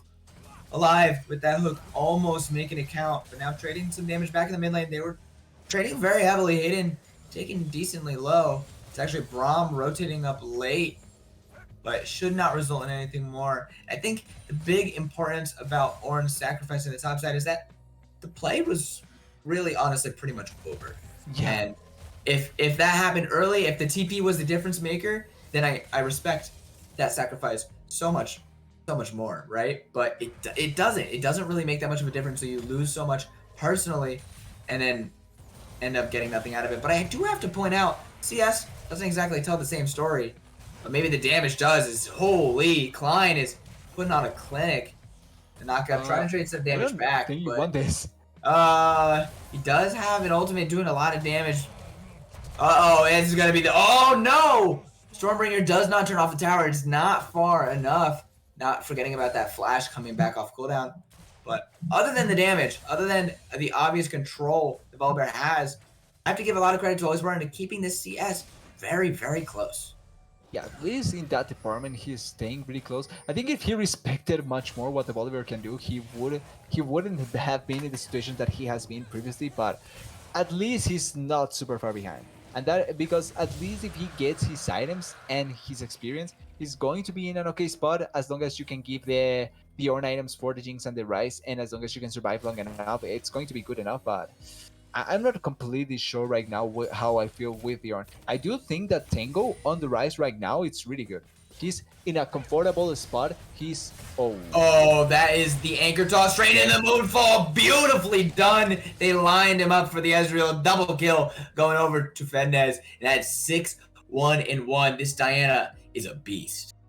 Yeah, and what I expected from the previous games was not much interaction on bot lane, but AKM doesn't think the same. Fedness has been going twice already in the bot lane and gotten a lot of kills out of that. Like you're saying, Diana, it's already a menace. She's 6-1, and even though there's not that much answer from the Xinjiao, oh no. Oh man, they're fighting this too. They tried to find something on the opposite side of the map, and they're gonna get completely fought. Can they fight this through? Tempo does so much damage. Tango, can he find? He's gonna be watching for. He's gonna find one. He's gonna find two. Tango is carrying his team in this fight, but now it is the carry. There is who you have to be scared of. It's the Diana, but Diana take it down. Triple kill. You've got to be kidding me. Tango finding it where it counts, and just when we're starting to count them out, 4-0-1 on this Rise. Yeah, and remember the commitments that GG were doing on the previous game to get advantages that they didn't need because they were so far ahead? Akuma did the same. Akuma just pulled it off. For some reason, they didn't need to force a fight there. They knew that the Diana wasn't there, and they were going to try and commit for a fight that wasn't even necessary. Yes, you lose the Herald, and they lost the Herald, which is the worst part about it. I thought that maybe they stole it so it wasn't going to be that bad, but they lose the shutdown of the Diana on the Rise. The Rise now is really strong with 4 kills, and ooh, close. And they also got the Herald for extra gold. Wow! This is what happens when you give a Rise early kills. That is terrifying. Hayden, life flashed before his eyes. Has to leave, and now, honestly, we're almost in an even game state. It is 500 gold, marking the difference between Akuma and Gulpin. And now, obviously, we see big points of contention. We see where we have these points of power. This top jungle for Akuma and this mid laner for Gulpin, but it's mainly mid. Very evenly matched across all 5 members. Yeah, and this is also why I didn't want to say the game was already over, because there's going to be mistakes that can make the side of GG come back, and just like that, they were able to get back into the game in a really good manner. I was expecting maybe the Rise was going to commit for way more damage with going for maybe a Ludens so that he can capitalize on the advantages he has, but I think the Everfrost makes a little bit of sense because that way you can set up for the fights to be able to be better for the Jinx and accommodate so that the Jinx can deal a lot of damage later on as well. Yeah, that's a great point. Also, I think it does offer a good amount of utility considering how mobile this team is. Getting the ability to lock them down to make sure you hit your E Rune Prism before they escape your range can be super beneficial to help not only the rest of the team, but also you. Also to make sure that you can get the damage, that you can lock them in for those Qs, for that rapid fire. Now, playing with fire in the river, but with a minute 30 until Ocean spawns, it will be either a Cloud Soul or Mountain Soul on the river. Yeah, and here's why AKM are praying for the RNG gods to give them Mountain Soul, because their composition, yes, they do depend a lot on ultimates, but securing the early Drakes, it's mainly to get into a really good spot with a really good soul, not a Cloud Soul ideally. Oh, this will be a fight on the bottom side. That's going to be the tag from the Braum, and there's so much damage. Tango blast them out of the water, but that's a move though coming back. Can they try and find this? What are you doing? Double kill going over to the Rise. Now it's the party portal all the way into the mid lane. Happy birthday to you. That is a death. That's a triple kill. Tango on a killing spree. Yeah, and you can feel the Lucian crying because he didn't want that gift at all. He was certainly not expecting that one, and he ends up dying. That was a terrible surprise party. Tango, I think the one that is laughing his ass off is Tango, because he gets a double kill, he gets even more gold funneled into him, and a situation that was so bad for GG turns heads up, and now it's so good for them. GG is now back in the driving seat with a gold lead, and the composition that was going to take some time to scale, it's accelerating so hard. The Jinx already has Kraken Slayer, and the Rise keeps on getting items. Well, he had to put it out. The timer was running out, so he had to put the yeah. We'll give him a pass on that one. but But it's we'll going to see. get no. Yeah, I don't know if he's gonna be able to get a charge unless Holy Spartan wants to give his life for the charge, because he does have to dash away every single time Oh, he this gets stunned. hurts. Oh, it's so sad to see. But hey, good for them. It will be the Mountain Soul up on the Rift, and that's really what you want. I mean, not to say that Cloud Soul is not strong, but for this team and this team composition, getting that defensive ability is so good for both of these teams. Yeah, for both teams it would have been so great, but now I feel like Akuma is kind of not wanting the mountain soul so much because it's not GG now has potential to be able to fight. They're expecting a gank here. Solbert tried to check the bush. Oh, that's a flash out of the Moonfall. It does not land, but they find the hook regardless. That's going to be a good amount of damage. Now Nautilus with the ult. Solbert taking a good amount of damage, but that's a trade back straight on. They're trying to find the kill. Rocket will force out the heal. That heal was important. That without the heal would have been a kill. Rise was also on his way. So very important, but after all of that, not a single shed of blood for either of these two teams. Oh, that thought. Oh no! The moon dash is there. Lunar rush, excuse me. So much damage. And Diana, she may have waited in that bush for over a minute, but finally it pays off. Yeah, over a minute. I think she waited even longer than just a minute, but yeah, it finally pays off. Oh, the Brown runs away. He's able to survive. What was surprising for me was Tango. He was in position to be able to just get to the fight. He was close to the push, so I thought he was going to run there, but he didn't commit. Oh, I don't know. Damage is so gross. Unfortunately, you are right. He was close, but he did not have the TP, and his party portal was still on cooldown. Yeah. So he could not close the distance to turn that into something they wanted, but it was so close to coming to fruition for Gulpin gamers. I think, luckily for Akuma, it didn't go bad, because I think if the Jinx gets a kill there, it's just game over for them. Oh. I don't know who was the one that wanted to find that bush, and I'm not sure if Zinja really wanted that, as he's going to actually trade ult for ult at the end of the day. We'll see if his E comes back up. That's the Ornhorn. It does not land, though. Culling is a tickle to a shield, but as a lot of ultimates traded for next to nothing. We'll see if that means that they can try for the Rift. But honestly, it looks like all that fighting was for naught. Yeah, it was just kind of to throw out cooldowns out, because it pretty much didn't get anything anywhere. I thought maybe they were going. Oh, okay, they saw fitness, so it was not going to be that bad. I thought they were going to go for the Herald to try and get some advantage out, but at the end of the day, it's just a wasted teleport by Holy Spartan, and nothing much, pretty much. The Pangu tab because it did drop to 1 HP. I love that. Very close, but he does get it. Obviously, that is exactly who you want this buff on, right? It would be a little bit unfortunate, to say the least, if it did find its way back onto Grant. And now, interesting. The solo Ornn actually does force them off a Rift Herald on the top side, although he is 0-3. Does have himself a CS lead. He's slowly coming back into relevancy after what was a very abysmal early game for him. Yeah, and even though he's 0-3, like you're saying, he's also at level 11, which means that he's just 3 levels away from getting the own items. So Jinx and Rice need to prepare themselves for so many good stats now, but better stats now to have, and even more power to fight. Really important that in Holy Spartan. And also the Jinx, even though she has died, she also has a gold lead. I think that's really important because she's 0-3 as well, but she's been able to not only keep up, but stack the call that she had. Oh, wait, Holy Spartan. Dash away, but actually gain the distance away. But that's a great point because she had that call and because she already has a CS lead to herself regardless. Solbert keeping very relevant. Yeah, as long as he doesn't, like, maybe it's not realistic to expect the Jinx not to die, especially with how far ahead the Diana is. But if the Jinx can survive a little bit longer, or at least stay in the map long enough so that she can get another item, her impact will begin mattering. Turret for the Rice, more gold into the Rice. Yeah, okay. Funneling all of this into him, he's very happy to collect all of those waves. And now, less than 30 seconds until this Mountain Drake spawns. And remember how, obviously, this soul is so strong. But it's also so strong for both of these teams. Ornn becomes a menace. He would become unkillable. All of a sudden, your Braum and your Xin become tanks in their own right.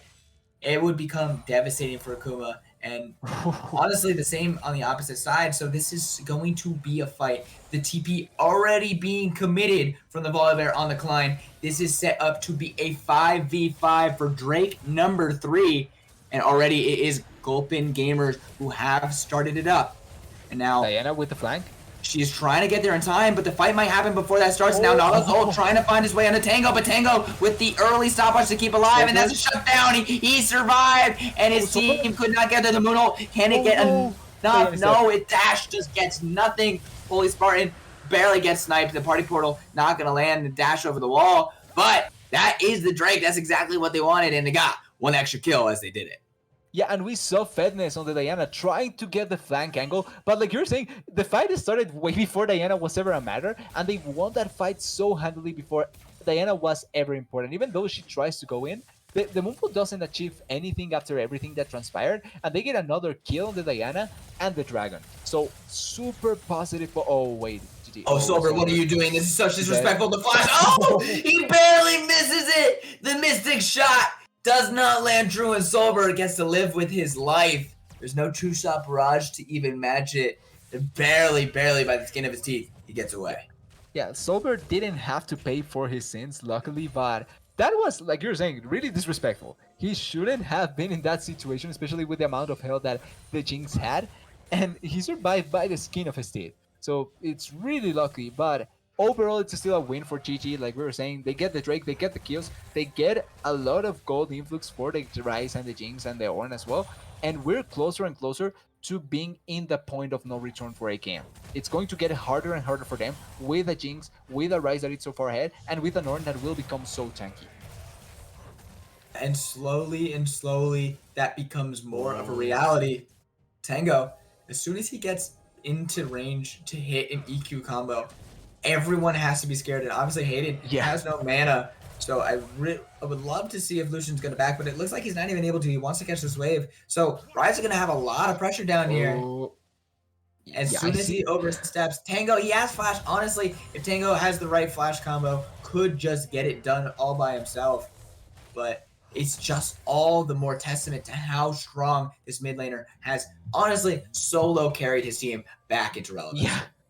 Yeah, I feel like it's so on Tango. After the last game on the Aurelia, I'm not gonna lie, I was disappointed with Tango, but this game, it's completely different. He has been playing so well, he has been positioning himself so well, and the usage from the Rimworld, I really like it, honestly. He has been trying to use it aggressively and trying to get picks and even kills with the Rimworld. So really well played by Tango this game, and I think he will be able to carry. I think the Ryze will be able to carry this game for GG. I think it's just going to become so difficult to kill him. He's about to get ornaments starting very soon, but he also has the Zonias, he also has the Archangels, also has the Merc Tread, so it's even harder to CC him, and he has another cloth armor. He is looking for even more survivability. He already has the damage. That's just sort of how it works when your Ryze is level 14, and he's going to continue to do that. And now it's becoming next to an impossibility to kill him when Mountain is also the soul, and he's going to become an off tank in his own right. Yeah, one of the things that I don't know with the Ornn enhancements or Aegis, it's which stat does the Everfrost get the buff on? Because I'm not sure if it's health or if it's just damage. Oh, this for Mega Death Rocket. She does hit it, but basically it is to check that they are in fact on this, and that they are. But Ryze is content pushing for now. He's going to get the tower, and Holy Spartan able to dash away. He now has Call of the Forge God, but he's going to get stunned up. Can he get the knocked up? He will. He gets all three, trying to stall the best he can. He finally dies, not able to get that kill, but alive. That may be a false name in the moment as Braum actually hits it with the Q. And now it has all fallen apart. Granarito will continue to get this. I'm not sure if it matters if he gets the kill because the rest of his team has fallen. They want everybody. Diana gets the execute too. Fednez, credit to you, but that is going to be the Baron. Yeah, and the Baron felt like a desperation play. I think both of us agree that it was kind of a desperation play because they were trying to force something Oh, because of how ahead the Rice was on bottom lane and was able to push. But the Rice had teleport, so it's not like he cannot answer to this play. And even if you kill the Ornn, the Rice gets there. They were collapsing on top of the Ezreal and the Nautilus, and they were able to kill them so easily. Yeah, there's no chance to steal this. They are going to get this Baron, and they are going to move into the Drake that is spawning so soon to put them on soul point for the Mountain Soul. Really important Drake there. And I have to give so much credit. Really well done by this team to see exactly where they found their point of strength and to play to it. They let that Yeah. ride. They didn't ask Rise to TP immediately. They got him to split push, get a turret first, make sure Akuma had fully committed into the Baron, into the fight before he TP'd in, and it was all just too much. But can they find the pick? This is the opening that they're trying to look for. They're trying to get the CC, but Alive is there. So far, Tango is just going to arrive, but can they find a catch on to him? He's going to be caught. No, that is the stopwatch. That is the zone needs to keep him alive, but can they save him when he's out? He gets out. He's going to find the kill. He's going to find the double. He's going to find everything he needs. There is nothing you can get. Double kill for him. Tango is going to find himself the triple, and that is the last hope of Akuma falling to the wayside, falling to the rise, falling to Tango, and that's going to be soul point to Gulpin gamers. Yeah, and that's the value of being so far ahead that you don't care anymore. He has the Sunjas and the stopwatch, so nothing from the side of Akuma could have stopped the Riser. He even has a flash to run away. Oh no! It just feels so bad. It's a movie. It's a horror movie. He finally gets his knockback. He finally gets his cripple, and that is going to be yet another kill. They get the tower, and honestly, now, although it looks so good for Akuma, remember how this game started. It started with a 5-1 lead to Akuma only 5 minutes in, and now Gulpin on the verge of solidifying themselves as the top team in Shurikens. Yeah, and I think if the last game taught us something was that the first 15 minutes matter nothing at all, because it was after that it became good for GG and for Akuma also. So it just goes to show that there's always a chance. It's just how many mistakes just your enemy make, and how many good plays are you able to pull off. Which in this time it was Tango on the rise that was able to call it back. But I also have to give credit to Gran Torino, because I think that he has been trying to also pull off plays. Even if he wasn't that much active early on, he tried to fight, he tried to go for things, and his ultimates in the team fights has been really good. Same for Holy Spartans, Call of the Forge God. Yeah, and Holy Spartan, remember, also had the most devastating of early games.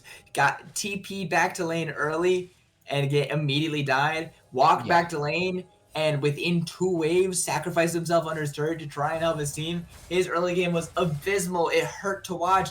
And now he's doing exactly what his team needs him to do. And honestly, I think this is really impressive. Oh no, party portal! No. That might be a party portal straight to the grave. As no, they're just unkillable. The damage just isn't there. The rocket from downtown trying to help out, but Alive is not alive. And now the damage coming across. But Volibear can only be taken for so long. Can they find themselves the kills? No! But now there's going to be Lucian. Can he find one? Oh, barely not finding the second. If he found the second, it would have been so important. But he cannot, and that's going to be the kill for Solber. That is going to be the ace for Gulpin. And honestly, that could spell game. I'm not 100% sure if it's game yet, just because there's some members that do have low timers, but it's close to being the game. Tango TP'd back. The Jinx is close to being online as well. She doesn't even have IE, and yet she's doing so much damage. Yeah, I like that we're pointing that out. The fact that he in the previous fight he had the 2 stopwatches, but he also had the Frozen Heart. So he's denying so much damage, and the only person that is scary realistically is Diana, and you're still killing her. Alive. Yeah, absolutely. That was disgusting amount of damage, and he's supposed to be the tanky member, and it was game at the end of the day. Double kill, one more just for fun for Tango, and honestly, on another level, I am blown away. Gulpin has really surprised me, and I think this was a big team effort. You can't get out of that hole alone. You can't 1v9 as hard as Tango tried. It took his entire team really rallying behind him and keeping in that mentally, and I'm honestly incredibly impressed with Gulpin. Yeah, I think, and I love that you touched on that fact. It's because it's obviously trying to 1v9 and doing all that. It's always fancy and all that, but having a team that can play around you is important, because it doesn't matter how far behind you are. It doesn't matter how badly you're playing. If you can help the member that is carrying or currently being so far ahead to win the game, then you're doing an awesome job. You're doing so much already for your team, and that's always valuable. I remember someone saying like, make yourself lighter to carry. That is going to be so important for your team. So as long as you're able to pull it off, it's going to be good. Very well said. But honestly, I have to give credit to Akuma. They made it a close Yeah, series. It did not look confident. It didn't look like it was going to be the 2-0 stomp that has been on the cast, unfortunately, for many, many weeks now. the And curse. every single game, all the ones they lost, all the one both and the one they win, was constantly back and forth. We had 1,000 Yeah. gold one way, 1,000 gold the other way. Both these teams very evenly matched, and although Gulpin come out on top, I think this is something Akuma can hold their heads high for. Yeah, I don't think neither Akuma or Gulpin are teams that if you see from other groups you want to face because they look like teams that can fight and claw their way into a victory by doing anything they can. They are not going to give up. They are not going to stop fighting, and they played well. Like I really like how Akuma played the second game after the pause. Yeah, it was after the pause. Something happened there, but they played really well. They had good objective control. Hayden looked like a beast on the LeBlanc, so it's something to take into consideration. And then on the first and third game, the macro movements from the side of Gulpin were really good. The Tango, even though Aurelia wasn't the biggest showing, the two in the first and the third day game, the Vladimir and the Rice were so massive. And I think that even though the last game was harder for Holy Spartan, he still was playing so well on the Time Kenshi the first two games as well. So I feel like these two teams are going to be something that the other groups need to be really careful about because they play really well and they can win against close to anyone, I feel like. Yeah, and honestly, this is back to our first cast together when we talked about Shurima being the group of death, and that there's a reason for it. If one of their Yep. lower tier two teams is on top of it, and someone that you could expect to be a favorite in Akuma falling not only just to them but also to Team Ambition Heart and Soul, this is a powerful, powerful group. Every single team in this division should be given their own merit, and honestly, it's just been so incredibly fun to watch. Yeah, I think it's one of the groups that certainly had the most potential to surprise and give us a lot of hype matchups. And it certainly is, with it being the first group that has a match that gets to 3 games on the stream. It's already really good. But I would expect in the future to also see really good teams fighting in the playoffs.